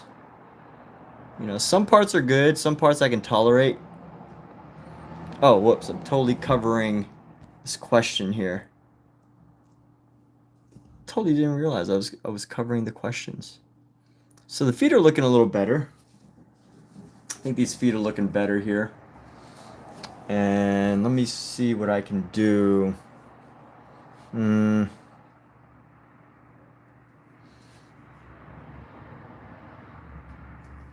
Let's go with a yellow ochre. One color to rule them all. One color to bring them all together. Yellow ochre. So that's what we're going to do.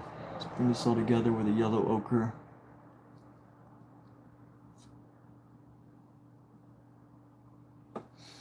Even in these shadows, coming down a little bit to reduce the shadow, but keep it but reduce it. You know what I mean? Maybe you don't know what I mean, but that's what I mean. Keep it but reduce it. I guess all that means is reducing it. Literally, just reducing it. Okay.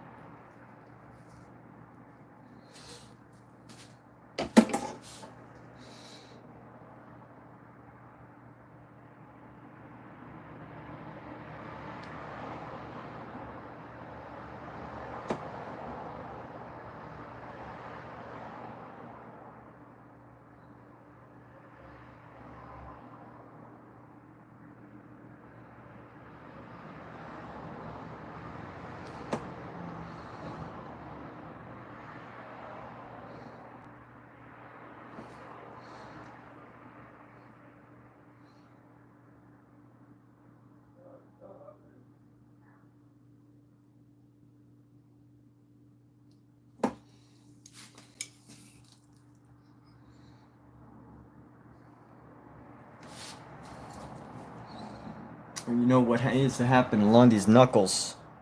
Needs to be a nice little highlight along some of these knuckles here. Just this little detail can add so much detail. Just gotta get these knuckles right up here. Let's see. So we got a little knuckle right here. And then another knuckle right here. And then another knuckle right here.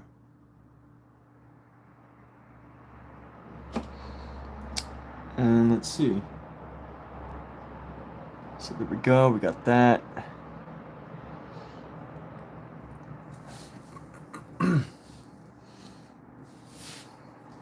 That's looking okay.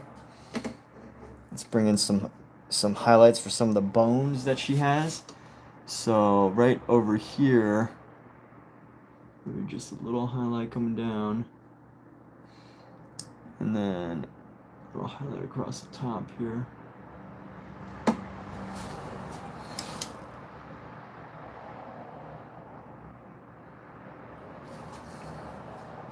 Let's go like this.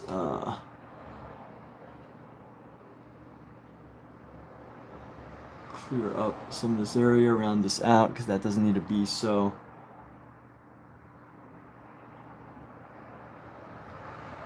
Doesn't need to be so. Let me finish my sentences. Doesn't need to be so prominent.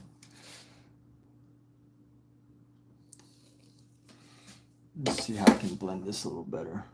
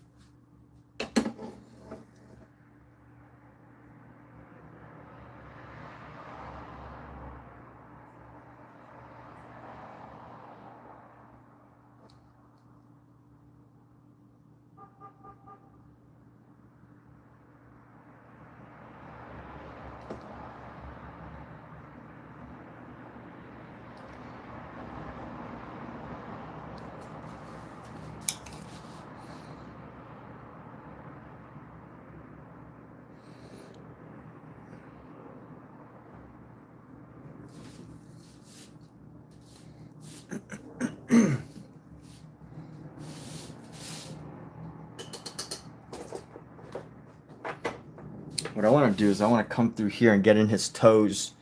Get right up in his toes here.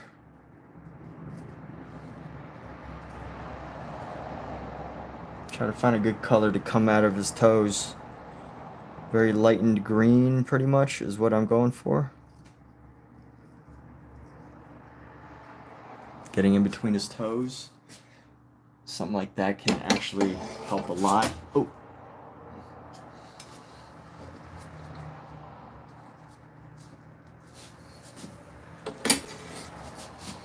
So get right up in this toe.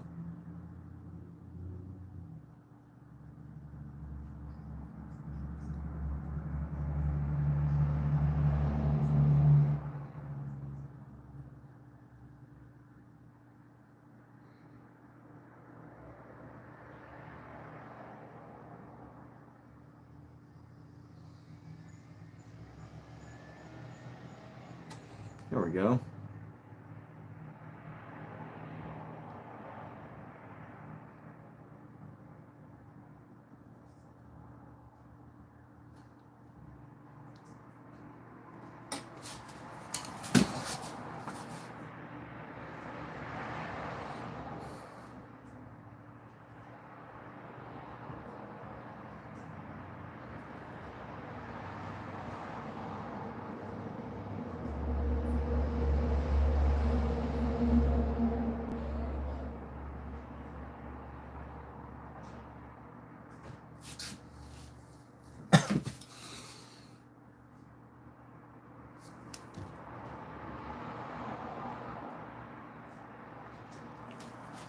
Okay, this little piggy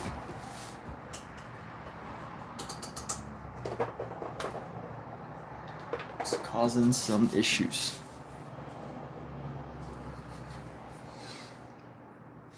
But let me go dark green here.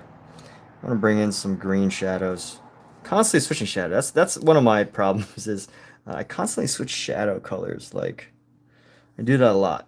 I'm like, oh, this time I want to use a brown for the shadow. This time I want to use green. But that's one of the problems with the open palette. If you don't have like color discipline, is if you don't have color discipline, with a closed palette, what you can end up getting is like too many different colors coming together when there really doesn't need to be. But at the same time, you can have some interesting surprises. So it all depends on what you're looking to do, right? What are your goals? Write down your goals, people. It's helpful. So we're gonna go. Let's do this right here. Let's define some of these. Oop, I'm gonna lighten that up just a little bit.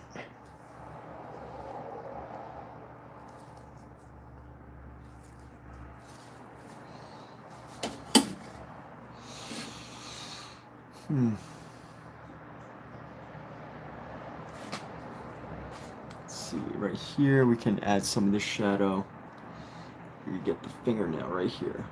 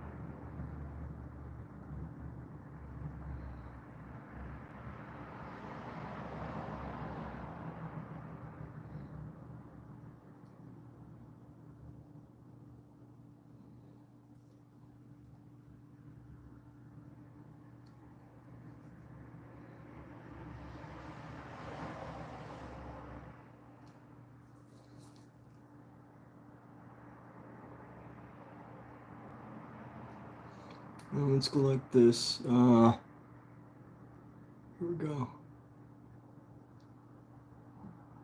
Come up.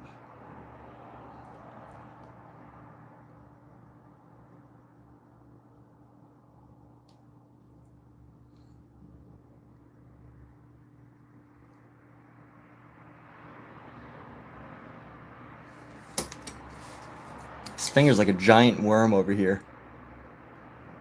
Giant worm of a finger.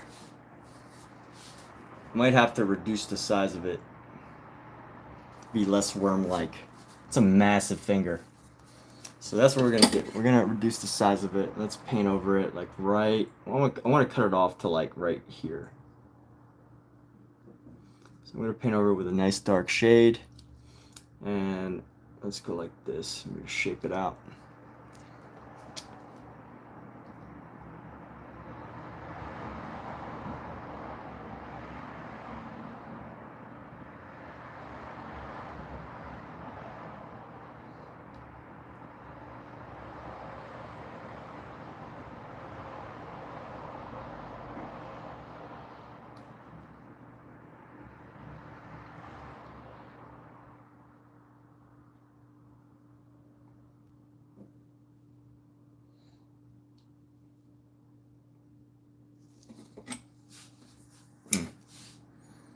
This finger's gonna need a lot of work. That's all right. Got time. Let's go with this. Grab our yellow ochre here.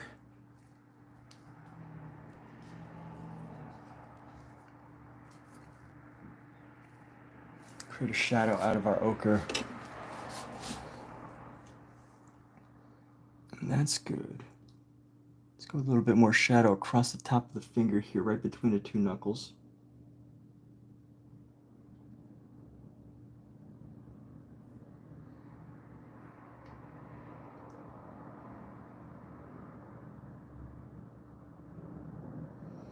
And then some more.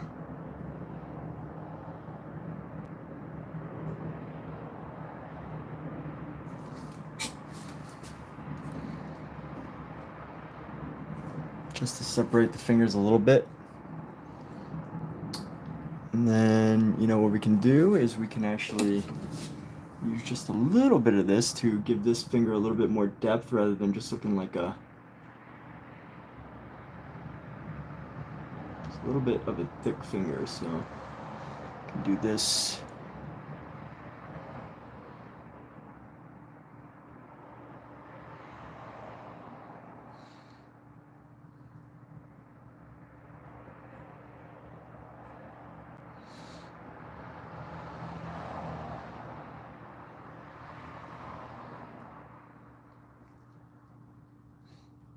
And then across the top of the knuckle here.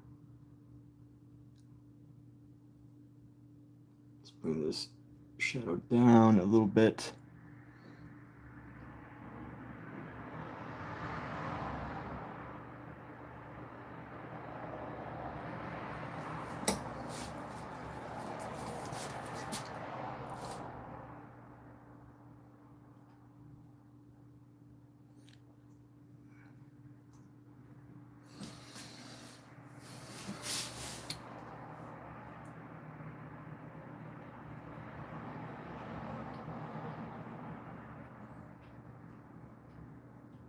Yeah, I don't know what I can do about saving this hand here.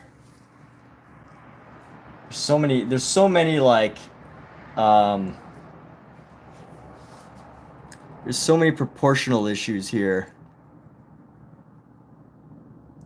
So I'm just trying to figure out, you know, what I can do.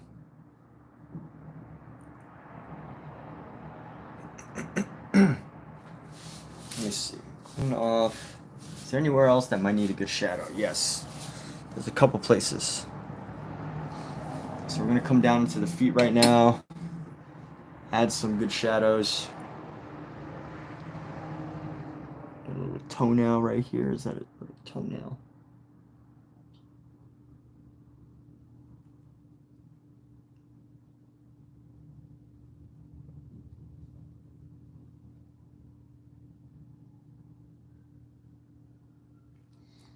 Add a little bit of shadow right there.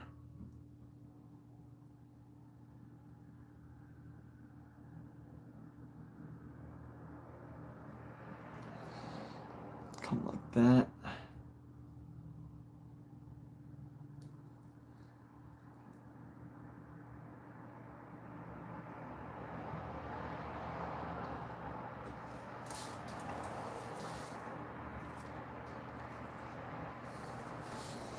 Let's see.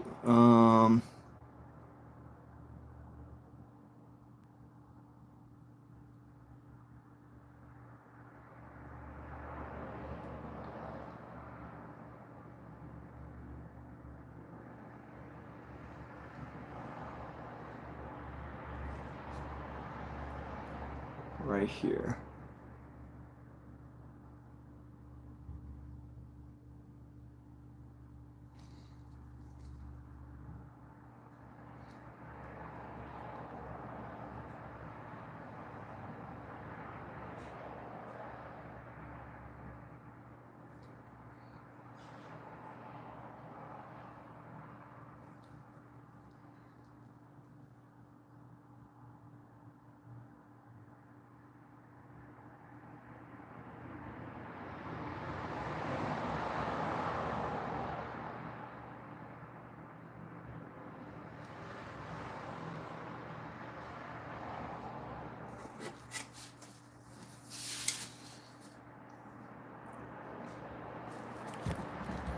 If I get closer to the feet, so my judge of myself is, if I get closer to the feet, will it actually look okay on camera? Let's see. No, they look totally whacked out, these feet. What do I gotta do?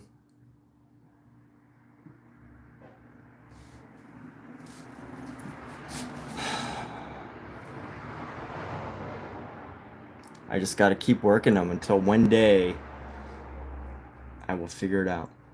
So let's see. Let's clean off this brush and we're gonna get into the hands. I could put another face there. Where his feet are? I could put another face where his feet are. Oh, you know what? I could put another face like where the hand is supposed to be. Yeah, you know, I could extend this character's face a little bit. Let me see. I gotta tighten up his fingers. His hands here. I'm gonna try to find a pink, a unifying pink to bring some of this together. We're gonna go boom, boom, boom, boom.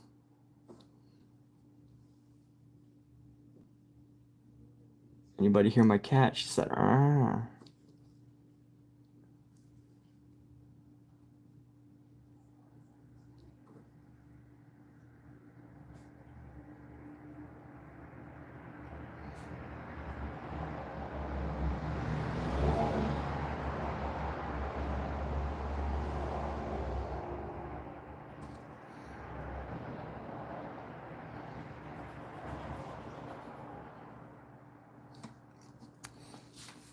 That is sometimes my strategy, by the way, people, is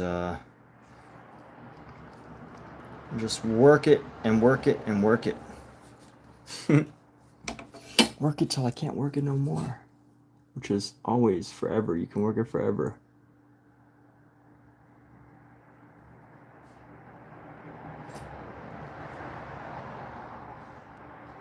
Nothing is ever done until you say it's done.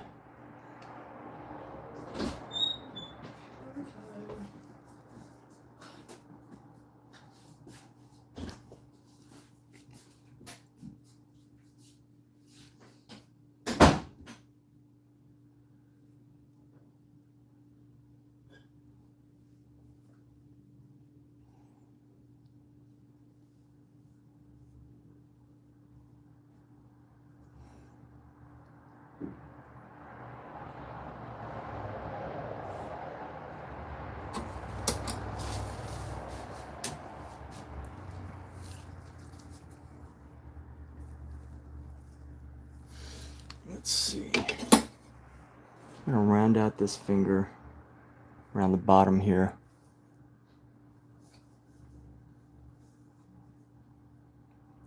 It's actually a little better. Yeah, you know, I can deal with this size of a finger. Got his thumb right there. Maybe add in a couple more shadows. Capture some of the detail. Around his like knuckles and stuff.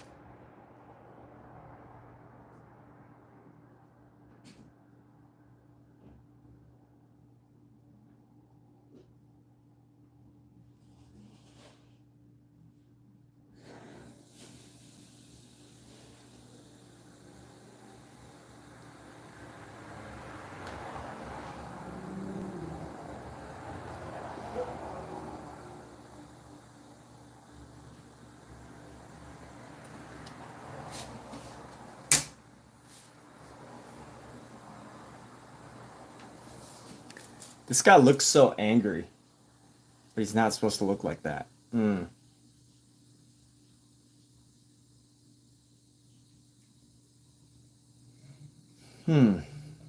What to do?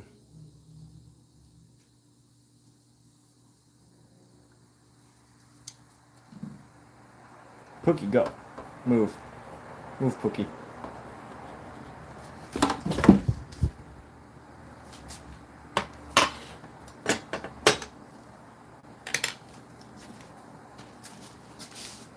Gosh. Paint all over her tail. I don't know what to do.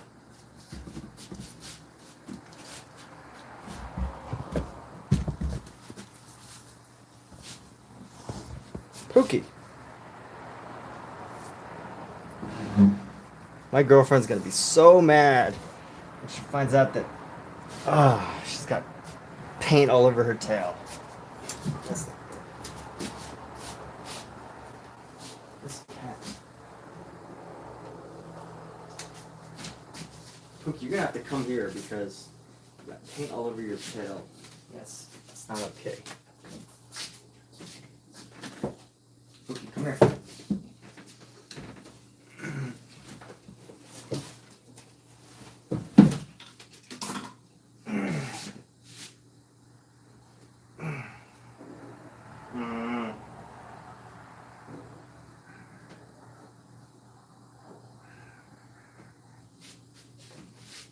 Here, stay.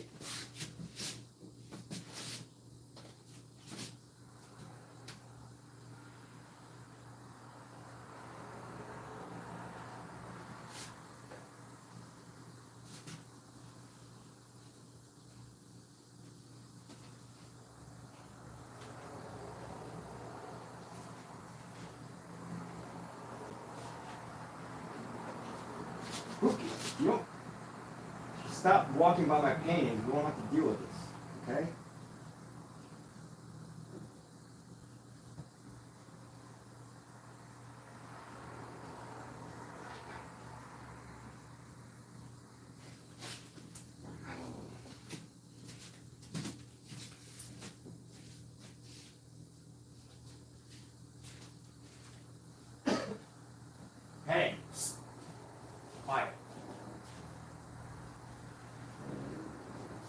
grumpy.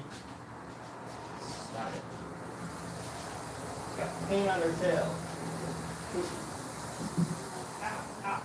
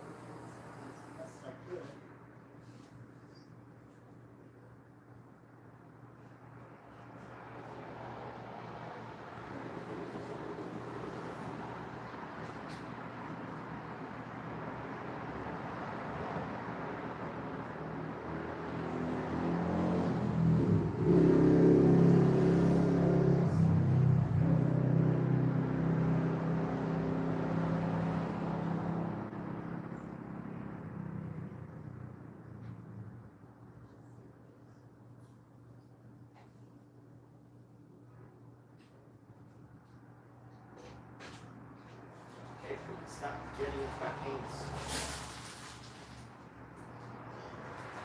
Okay, come on, cookie. I'm staying there.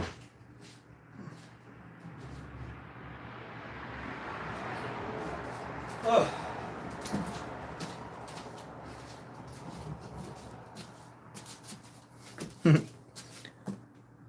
Yes, just getting all up in my paints.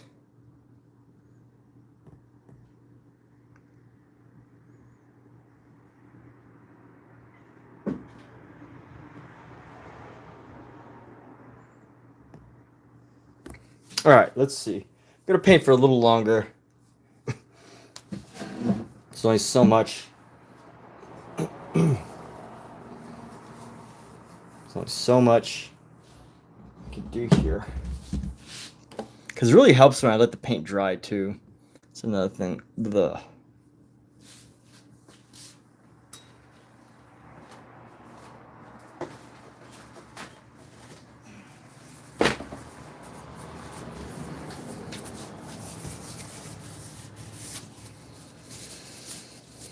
Okay, let's see what to do, what to do, what to do.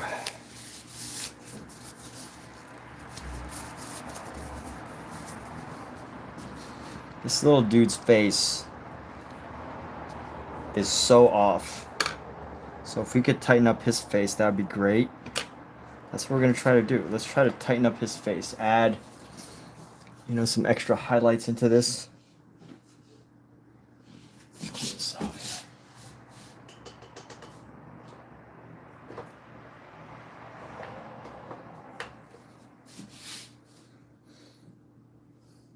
Did y'all hear me? I said to my cats, they're gonna need some discipline. She's like, what are you gonna do? I was like, talk to them very sternly. That's what I do with my cats. I talk to them sternly when they need discipline.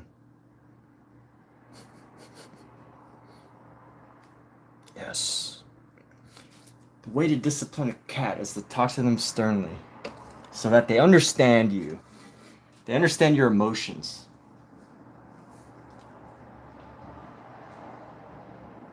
No. Here we go. Let's try to find a yellow or off yellow. Here we go.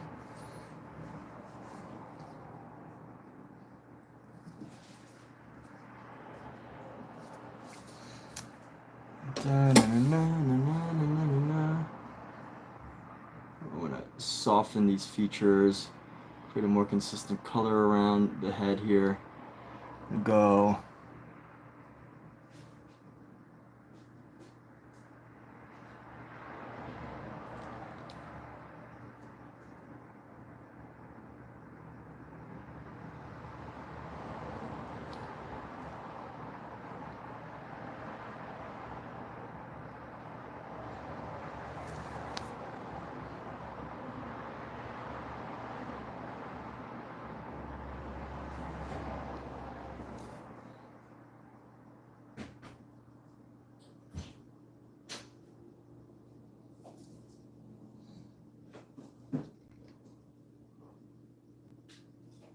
I might have to like totally repaint this face all over. This whole section. This whole section right here. Ugh.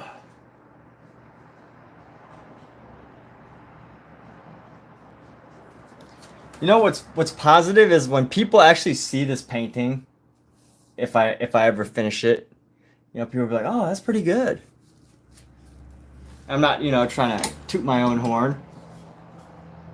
But even, you know, if I saw someone do that, I'd be like, "Oh, that's actually pretty dang good." But if they ever watch this live stream, they would be like, "Oh, his technique is so bad. He had to paint over that one section like 25 times before he got it." Which is why at some point in the future, I will make my older live streams. You have to pay for them through subscription. But I'm talking like, you know, I was thinking my business plan. I'm sharing some business plan with people. Like this is a little bit of the art business talk. You know, my live streams on a stream to stream basis will be free, but I'm talking about like, you know, at some point, like every 6 months, I might make any stream older than 6 months behind the subscription. We'll see. That's an idea I was playing with, because I think it helps keep the work, you know, exclusive not only to the people that watch the stream ahead of time, but it helps to at least keep some of the techniques under wraps.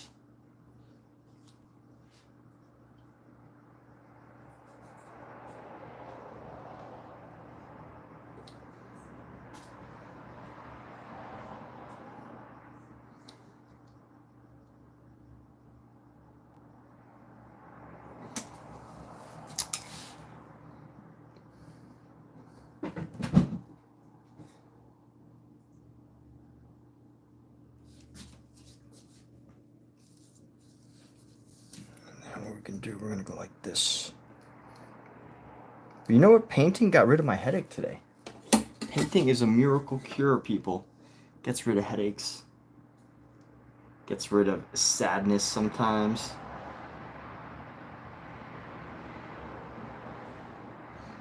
Sometimes you forget about your woes,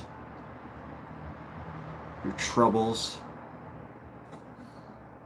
Sometimes it causes more trouble, but I think for the most part, it helps alleviate trouble.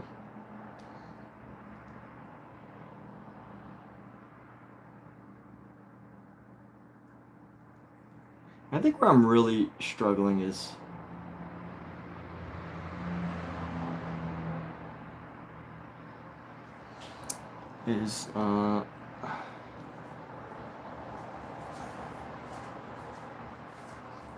where am I struggling? I don't know.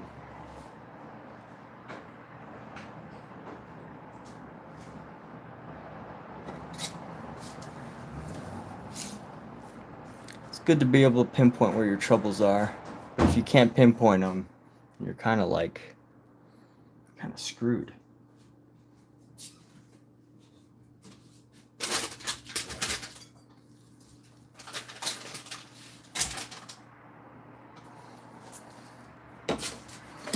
So let's go like this. Come down here.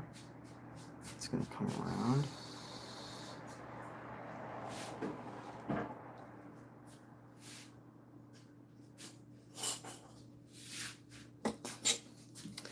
Honestly, it's probably okay to bring in a nice deep shadow to separate the leg here. So that's what we're gonna do. We're gonna go like this.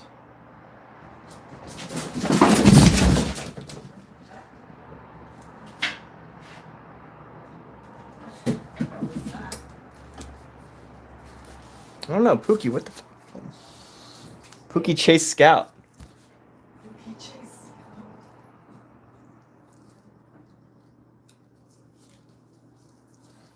Yes, she was chasing Scout and they both kind of like ran away. No.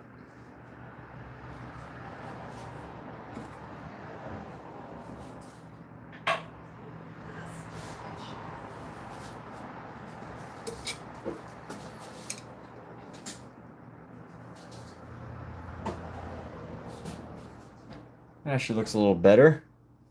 Getting in some of our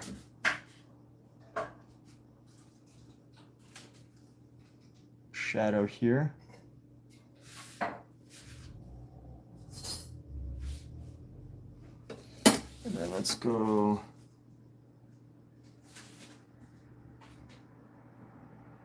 that shadow down.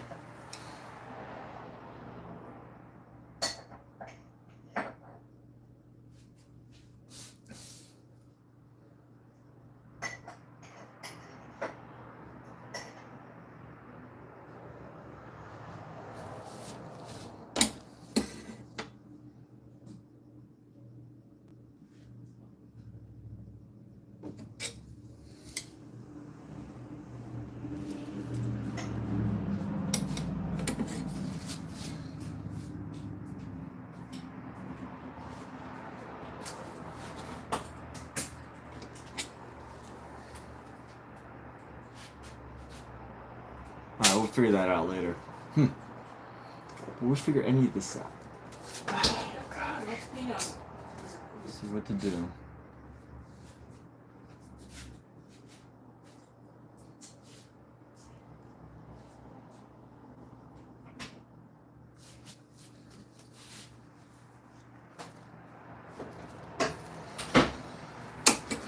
Let's go.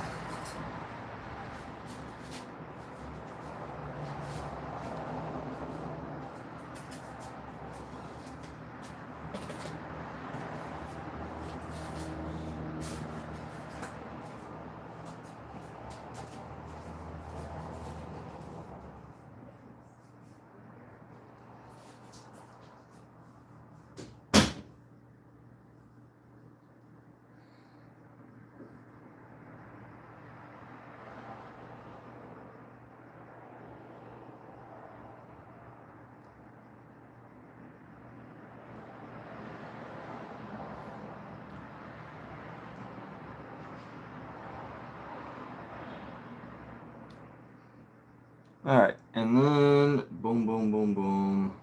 Let's see. Again.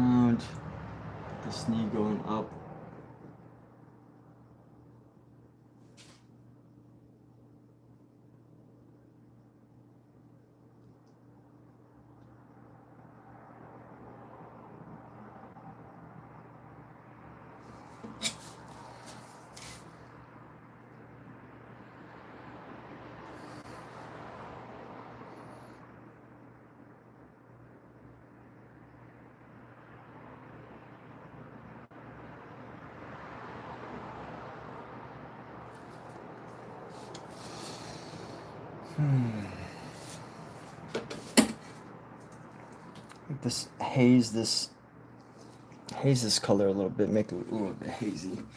Let's see what we can do about bringing out the eyes.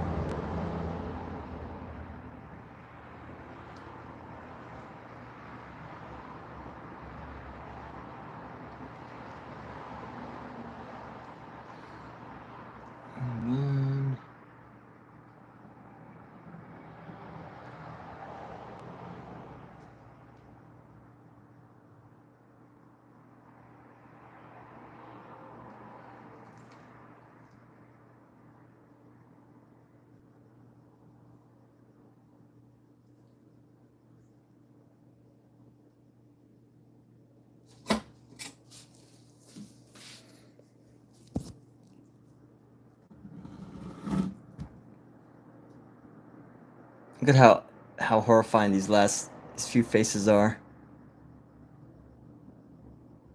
I think the important faces look good. I guess they're all important, right? None of these should be less important than the other.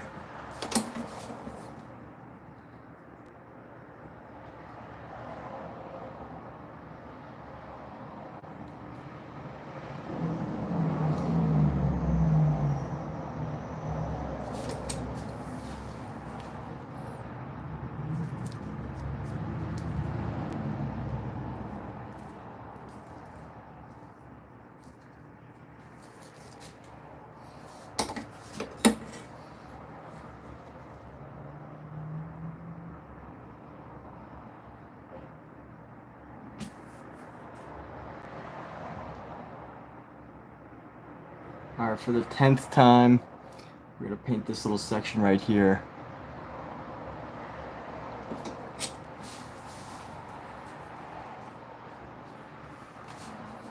And then let's see if we can add some of this, bring in some of this red. Try to dull it down with a blue.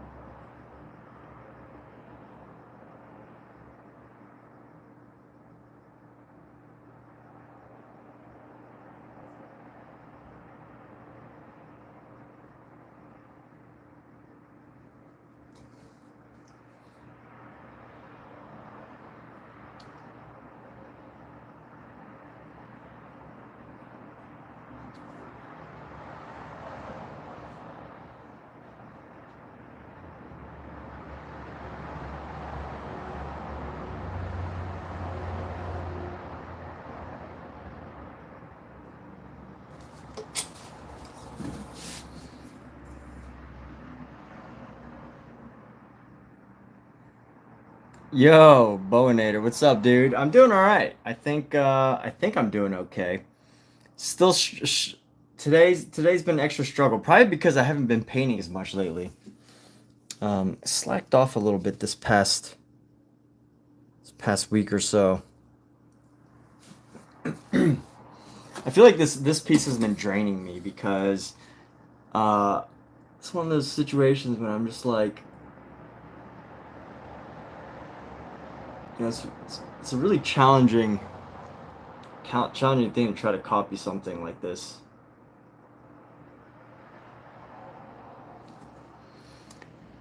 And you know, some things just aren't clicking.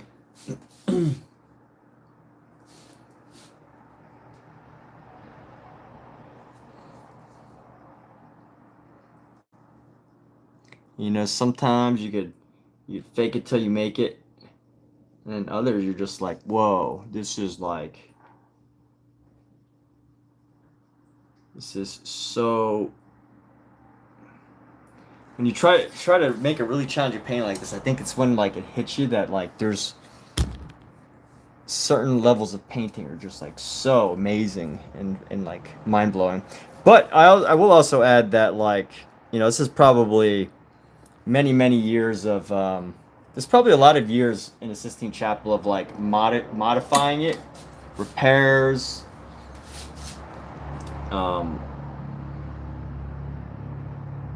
preservation work.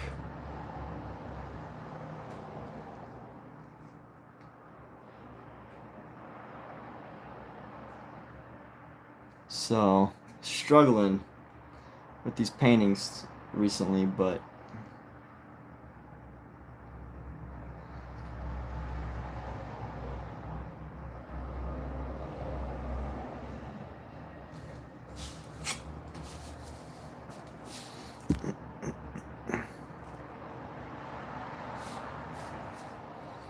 can't figure out these feet. Can't figure them out. I mean, there's a lot I can't figure out, but the feet is one of them. Alright, let's grab this color. But I hope you're doing good.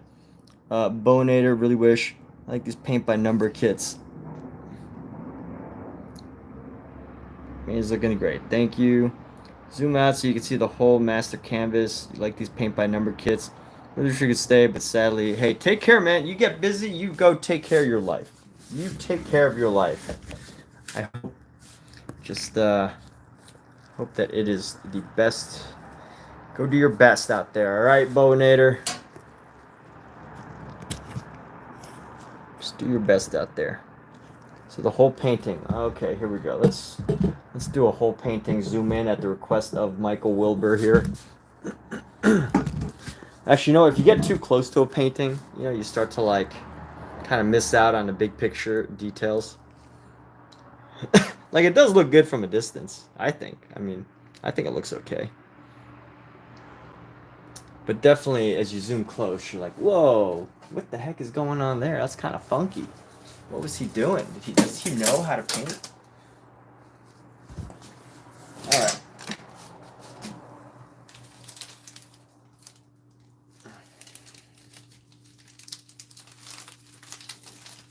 We're going to take a break here in a little bit.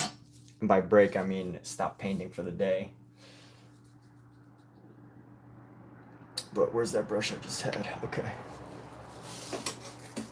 So here we go. Put the eye right this, like this.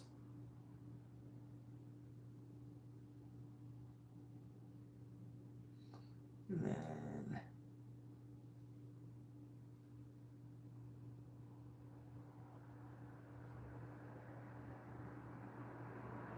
nose a little smaller.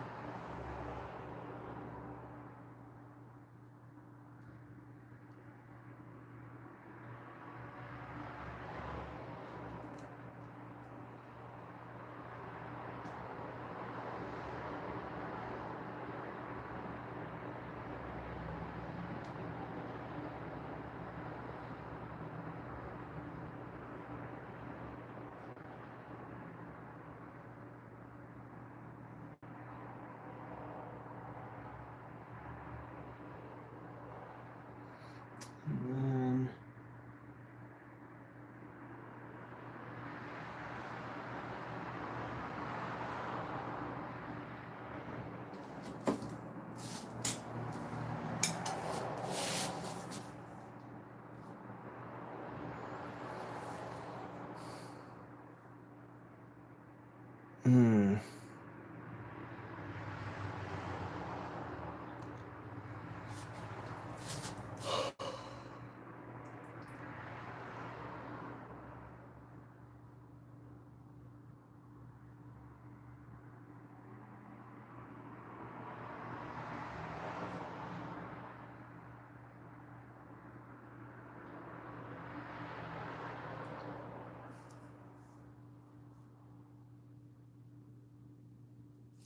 Here's something.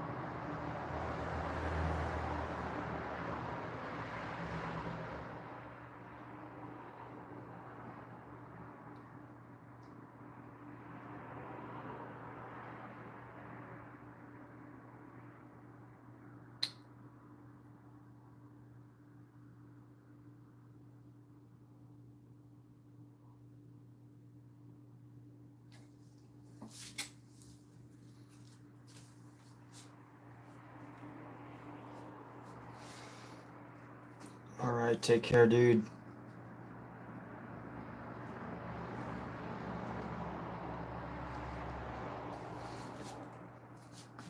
Oh, come on. What needs to happen? What am I missing? I'm missing a good shadow color across this whole thing.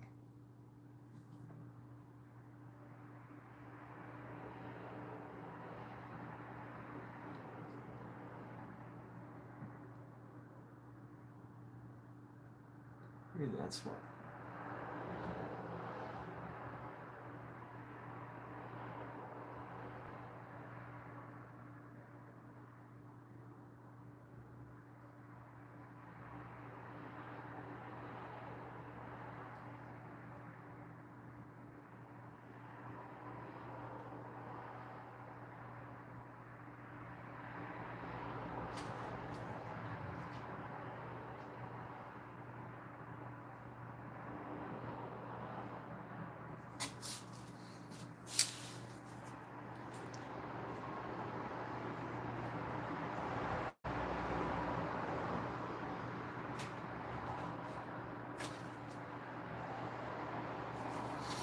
And let's get a little bit of a red shadow on the face here.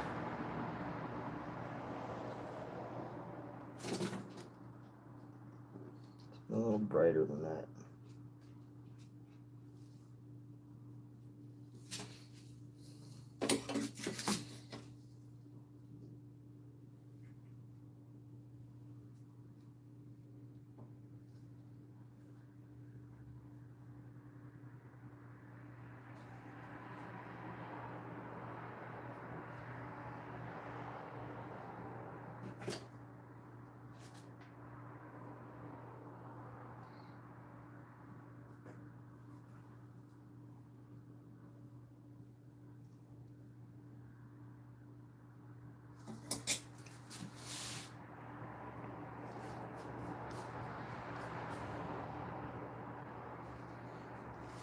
Let's go.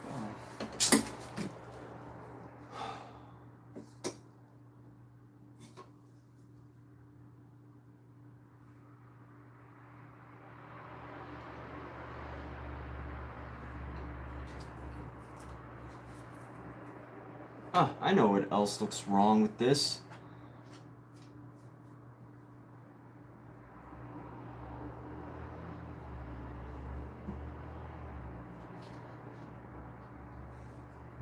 This ear, does it come like right down there? And then let's see, around with the shadow.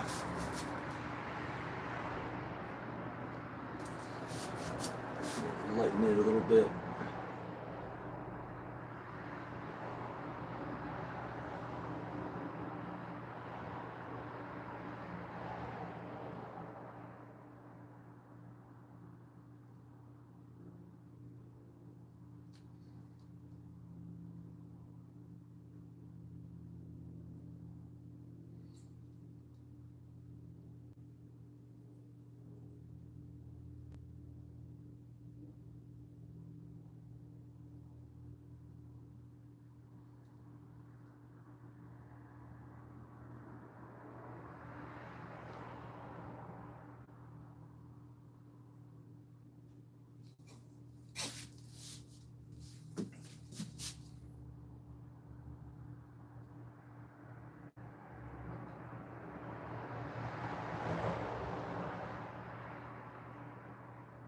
think I need to just do a total cover up of this face again.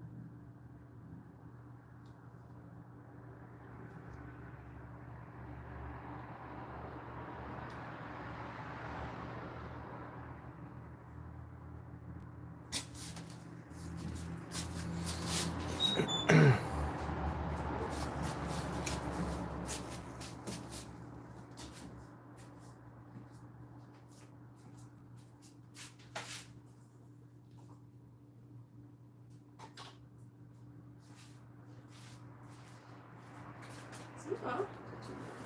Great job.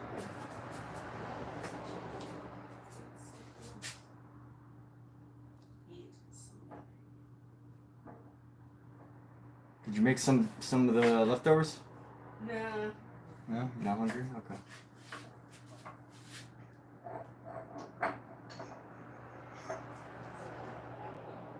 You what? Having a little apple and peanut butter. Okay.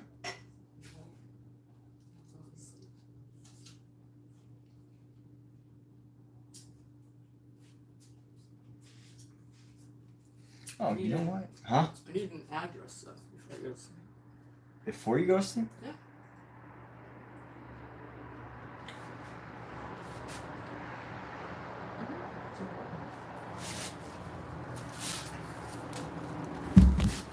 Okay, I'll be done. I'll be done with tonight's painting session if you. Okay, good. I'm coming in. I just need to do a couple more things.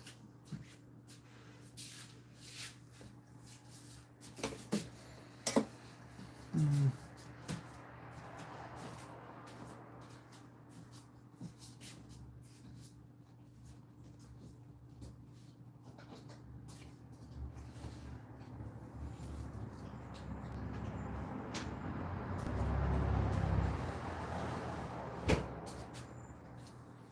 night, son.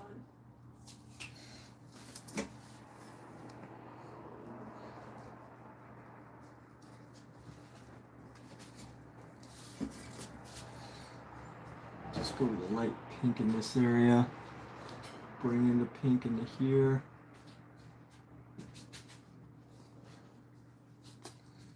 Let's add some of this up top here.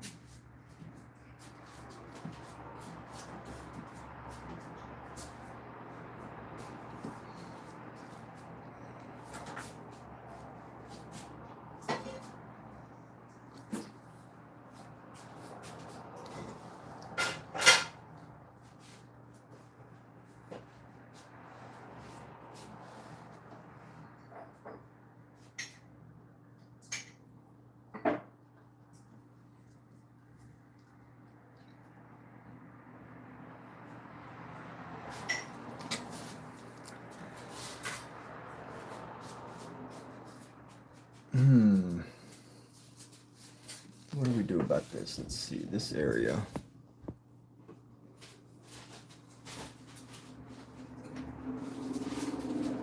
More subtle transition. That actually looks kind of good. It'd come up like that. Blur it a little bit, just give her like a much softer muscle group there.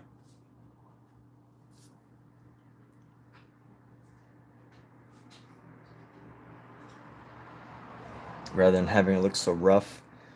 And then give it some roundness, shape here.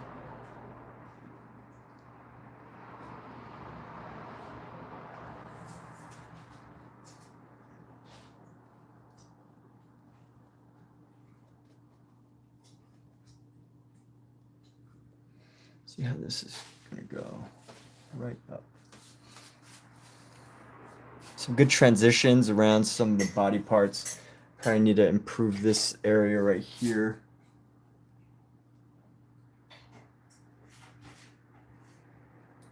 Definitely gonna need to go back into the hand again. Let me see if there's some. Bring in some of the color right there. I'll leave this alone. This looks okay. His head looks okay. Definitely. Let's see. Come down here a little bit, and then how can we modify the highlight around his leg? He's pretty much a pure, total white, and we're gonna go.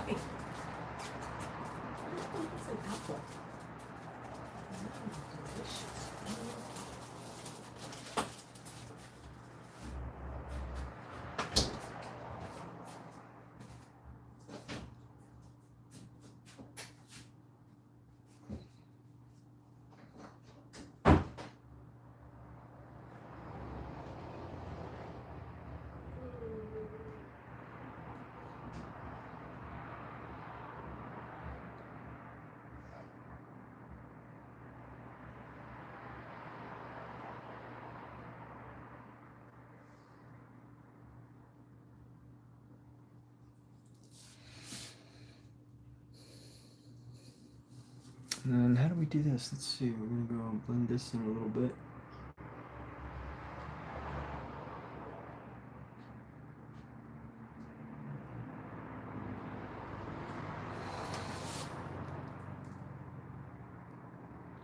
Hand looking better. Thank you. All right. Yeah. Thank you. Yeah, I gotta agree to that.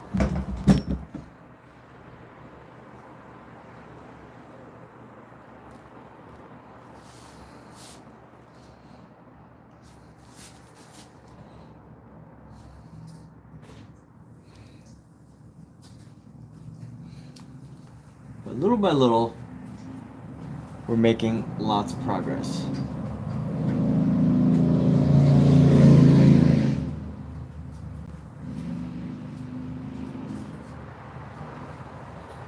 Bit by bit, we make progress, yes. And this face, and go with some bright yellow. Let's see what happens. Let's just add some yellow into this section right here. Ah, there we go.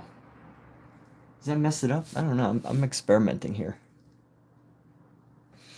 Experimenting with this yellow to create a contrast color, and we're just gonna paint it straight onto. I mean, it's gonna make the whole painting look totally different, sadly. But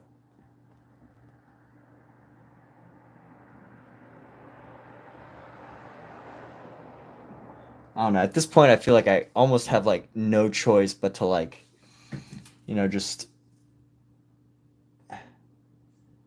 pretty much just be okay with just messing some things up. Giving his face some yellow. Maybe adding some of this into the arm here.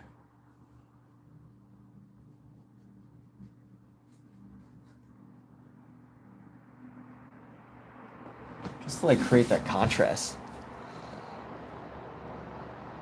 And then at some point, once I go back into it, I can kind of like figure it out. But you know what? Let's see. This leg needs to have an update here. Let's grab our white. He's got ashy knees. Gonna have some ashy knees here. Let's see.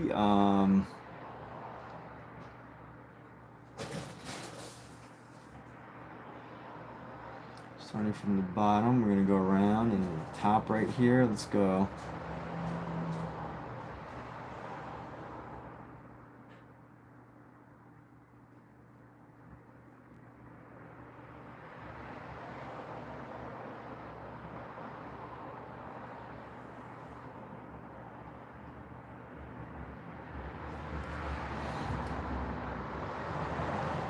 Knee's looking a little better there. Let's get some blendage into this section.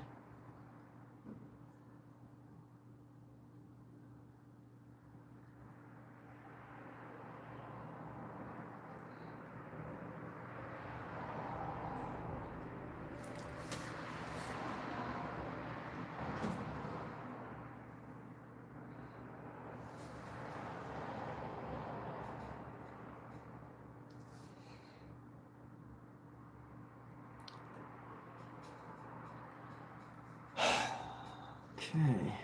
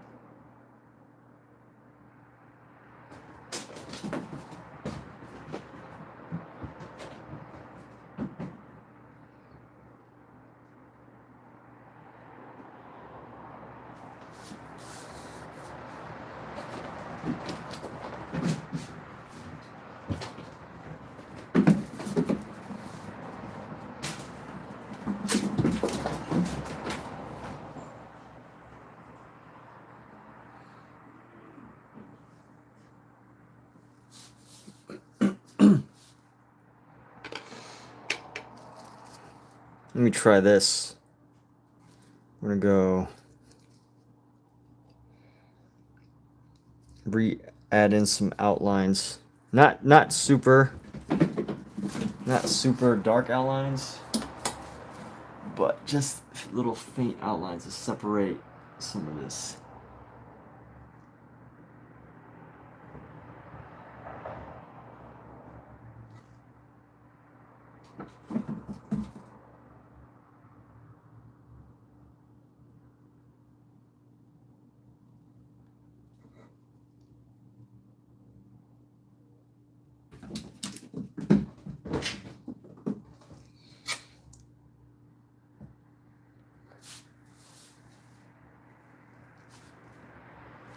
You know what they teach in some art schools, never use outlines. You should never see outlines. But you know, Michelangelo clearly left some outlines in his painting, so this is what we're going to use as our reference. So therefore, I should have at least some outline.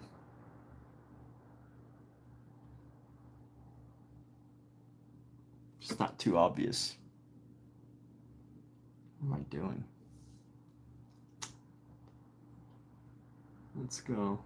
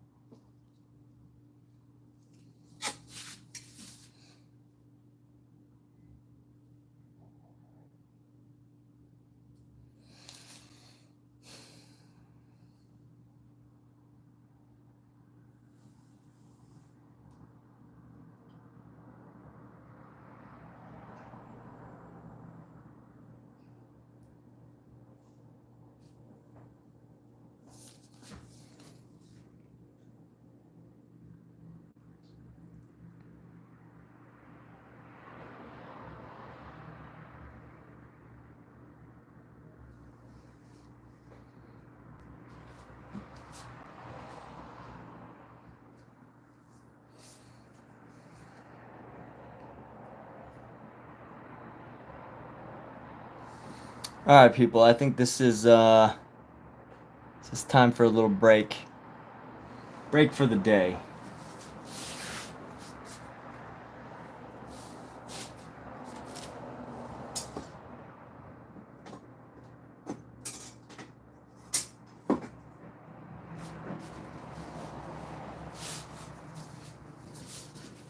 Honestly, I just want to.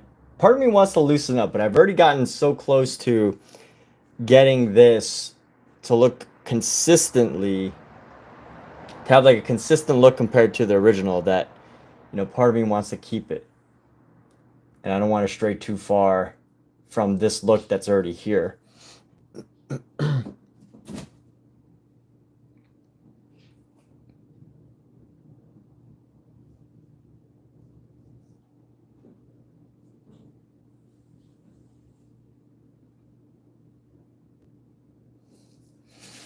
Let me see what other minor details I can do. Not done yet, actually. Just want to find a minor detail, super minor detail here.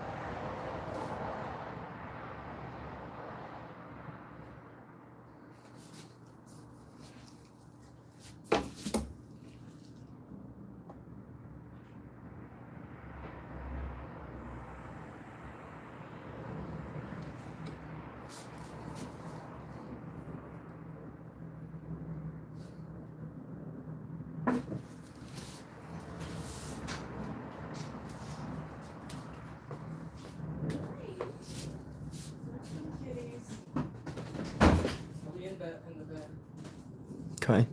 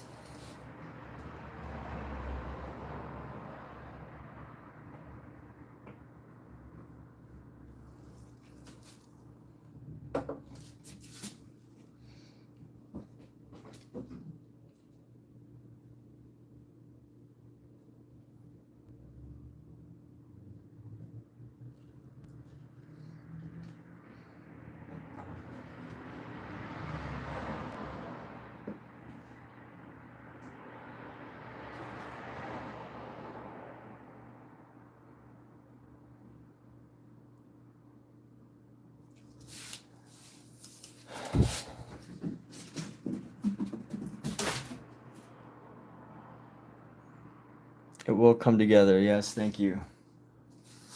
It will. It will. Can you believe it's been like... I've been working on this probably for like... I don't know how many hours. At least like 20, 30 hours. And it's still in the ugly phase. At least some of it is.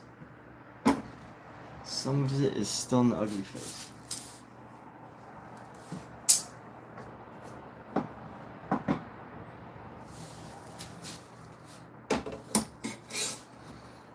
Alright, let's go like this. Something I wanted to do just now. Yeah, let's...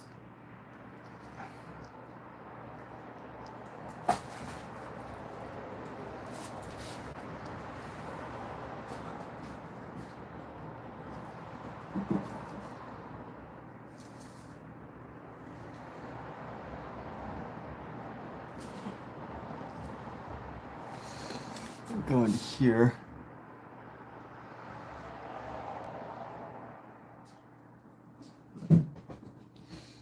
And see if we can add our white highlights here. So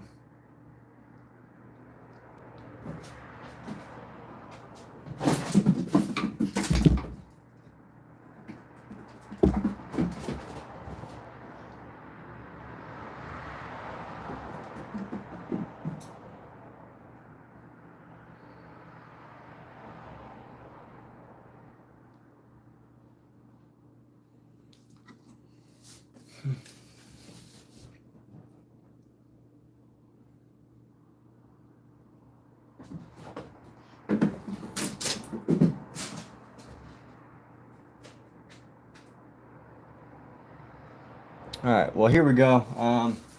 that's it for the night. Let's wrap up. Let's wrap up with some positive words. Now I know my some of the things I say are not as, you know, I always talk about positive, good, positive speech toward yourself, talking to yourself in a, talking about your work in a good way. But also a lot of what I share is like, whoa, what's going on? Just kind of like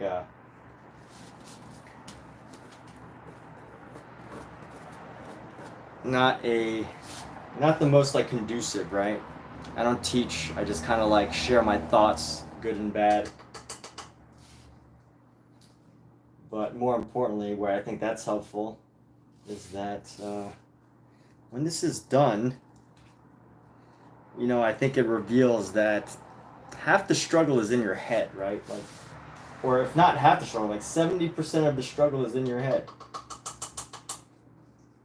of anything. And as long as you don't let your doubt control you,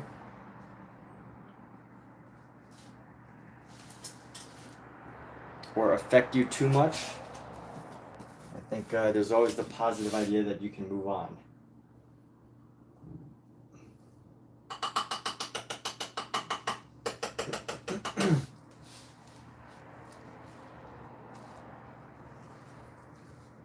But anyway, we are coming together. We are almost there. Like, there's still so many things about this painting that I'm looking at it and I'm like, ugh. I hope no one notices. Like, you know, if I'm criticizing myself, his legs are way, way, way too long. Like, compared to his whole body. Like, look how long his legs are. They look like they're going straight out.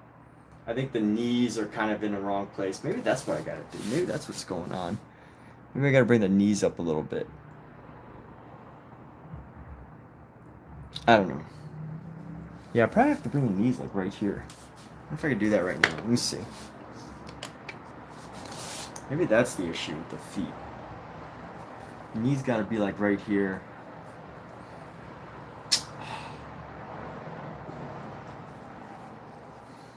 I don't know. What if I just like totally destroyed this painting or set it on fire? What if I did that?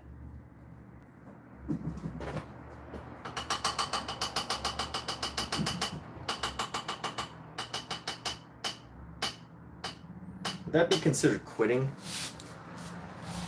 And just setting on fire for the sake of art? Would that be considered quitting?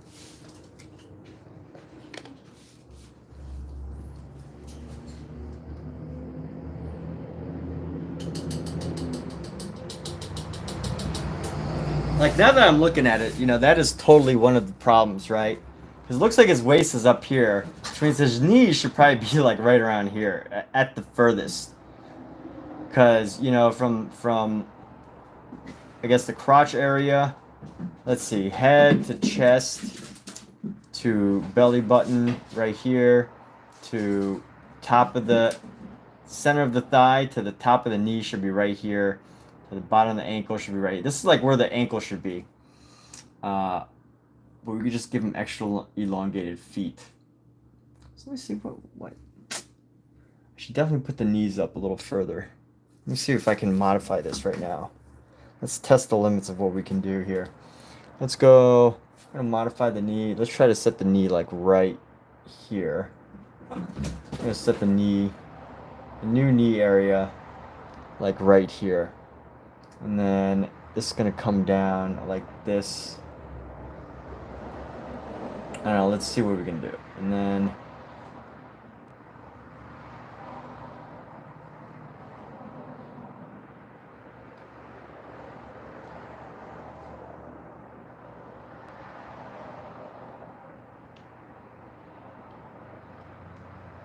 let's see, it's gonna come around like so.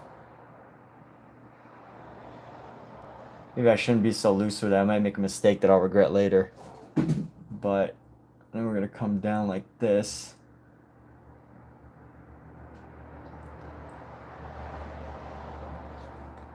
Let's actually bring this down like right here.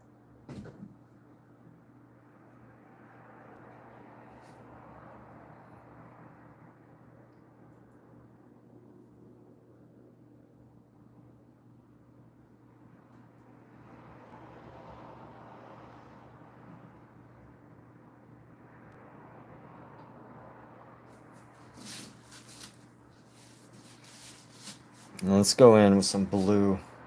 We're just gonna loosen up a little bit. Actually, I want to keep painting. I'm gonna keep painting. Just let's go. Let's loosen up a little bit here. Here we go.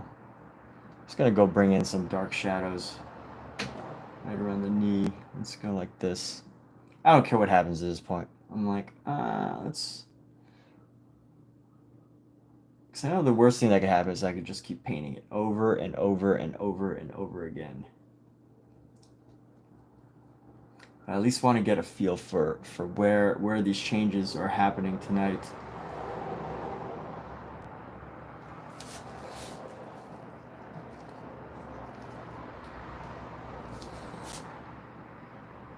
Let's see. Here we go.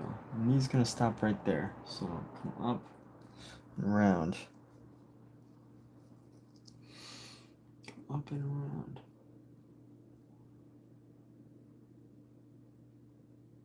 That shape down. It's gonna come like that, and then so this is gonna come down like right.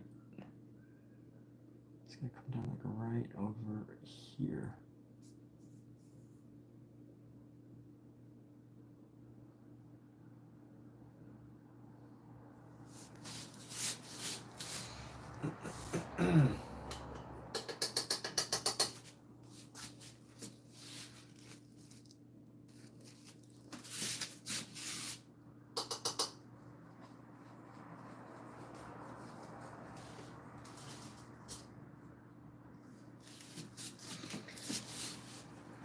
Let's see, now that the knee's right there, let's go in our white. I'm gonna bring the calf up a little further, like right there.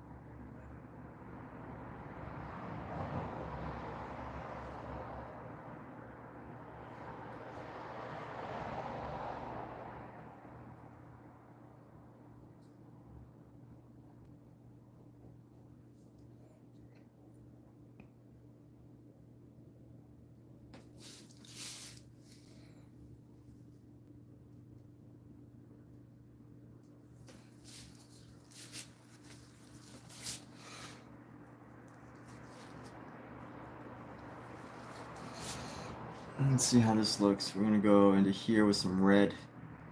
Let's just lengthen out his foot a little bit because we got some more space. I'll lengthen out his feet.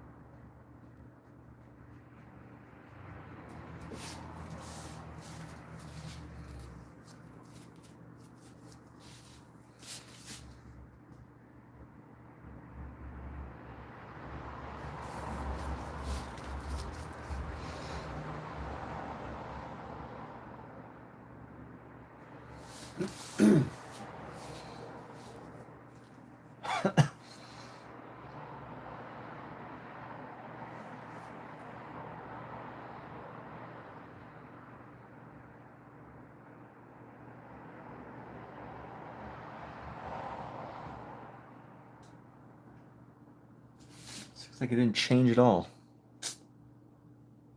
It changed right there. This needs to come up.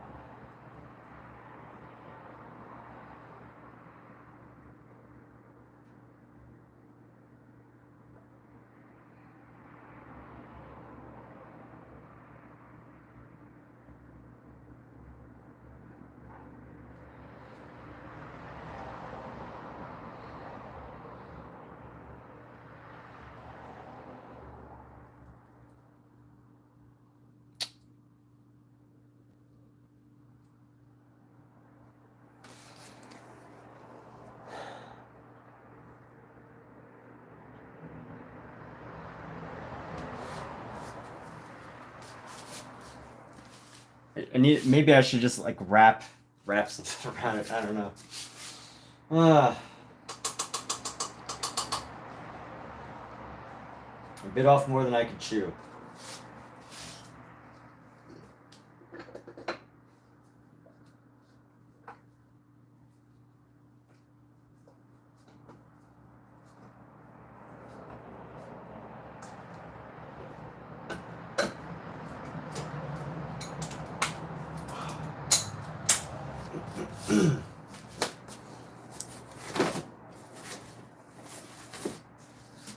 What do I do about the leg? Raise the knee up far enough.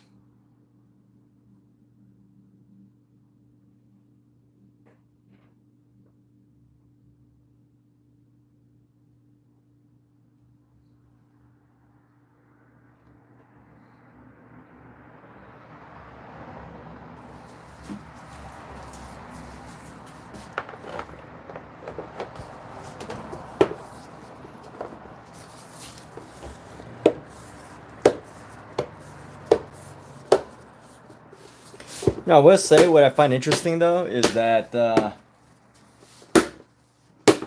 something that I've been missing is that there's definitely like a green / blue on the upper leg that's on top, and then a red on the lower leg. And I think that's part of what I've been missing as far as overall color goes. I gotta make his feet bigger, and then this leg area, fix it up. So much work to do. This whole section right here. I mean, these are like not even the most important sections. This kid's face, I'm overthinking.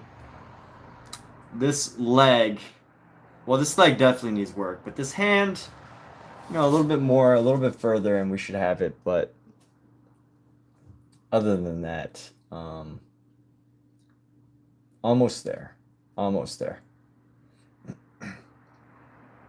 Don't let your emotions get to you while painting, people. This little section right here is what happens when you let your emotions get to you. When you get frustrated with what you're doing, and then you just like go a little crazy with it. Get too loose. I'm just gonna paint this whole leg green. Maybe I might even leave like that. I don't know.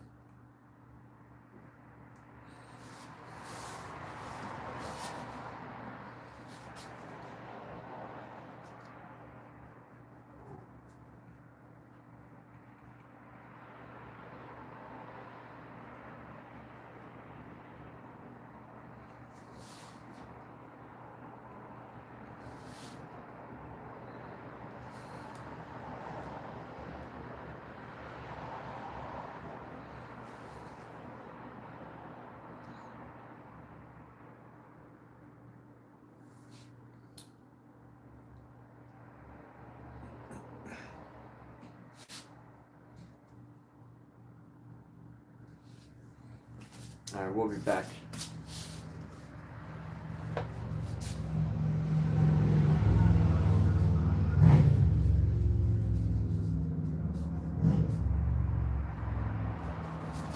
then everyone, thanks for watching. We'll be hopefully we'll recover from these challenges. I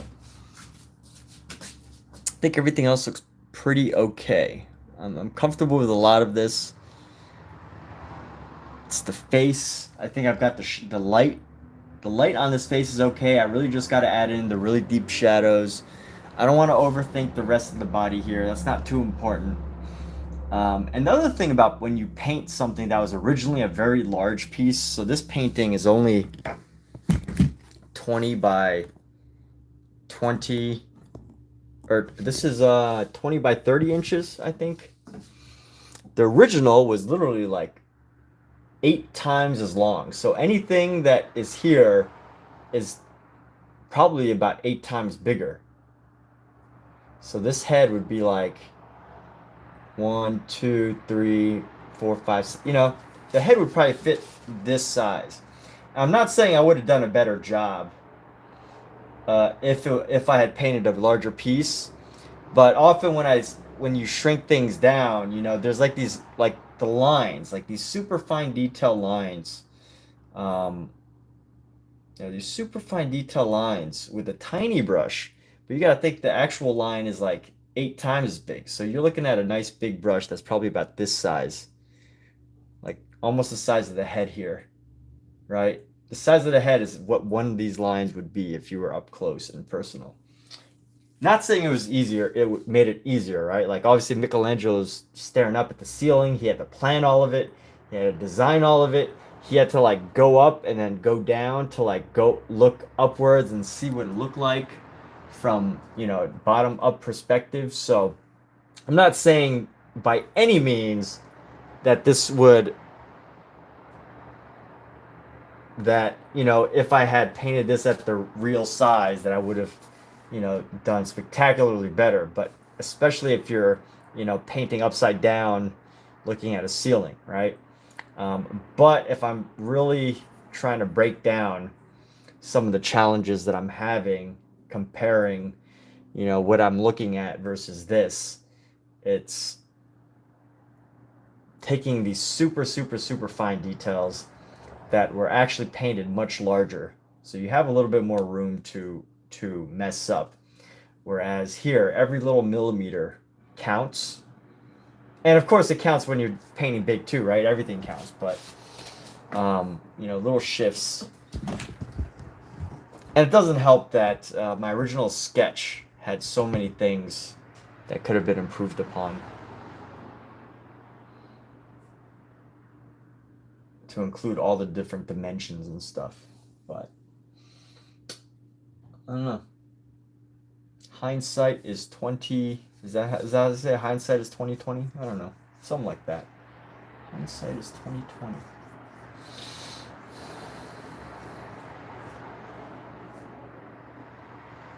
I do like how she turned out though. She's great. She's fantastic. I think she's Eve. I'm not positive what the lore is. Maybe I'll figure out when I sleep tonight. Yeah, that's right. Maybe I will figure it out.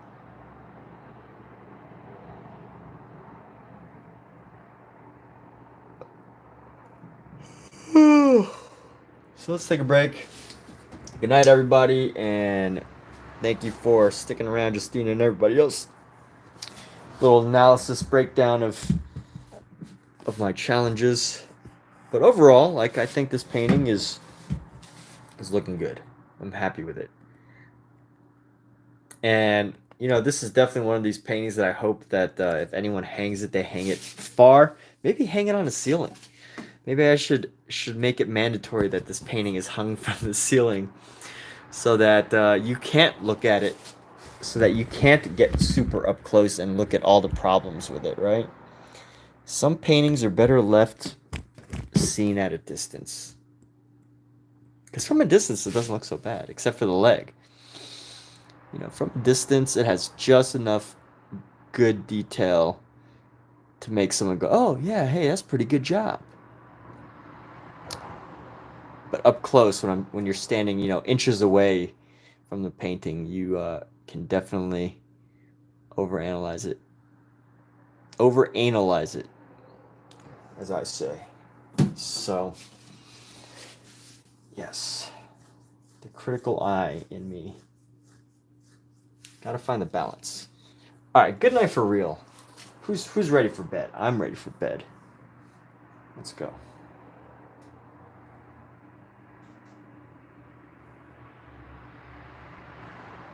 Actually, I had a nap today, but let's sign off here.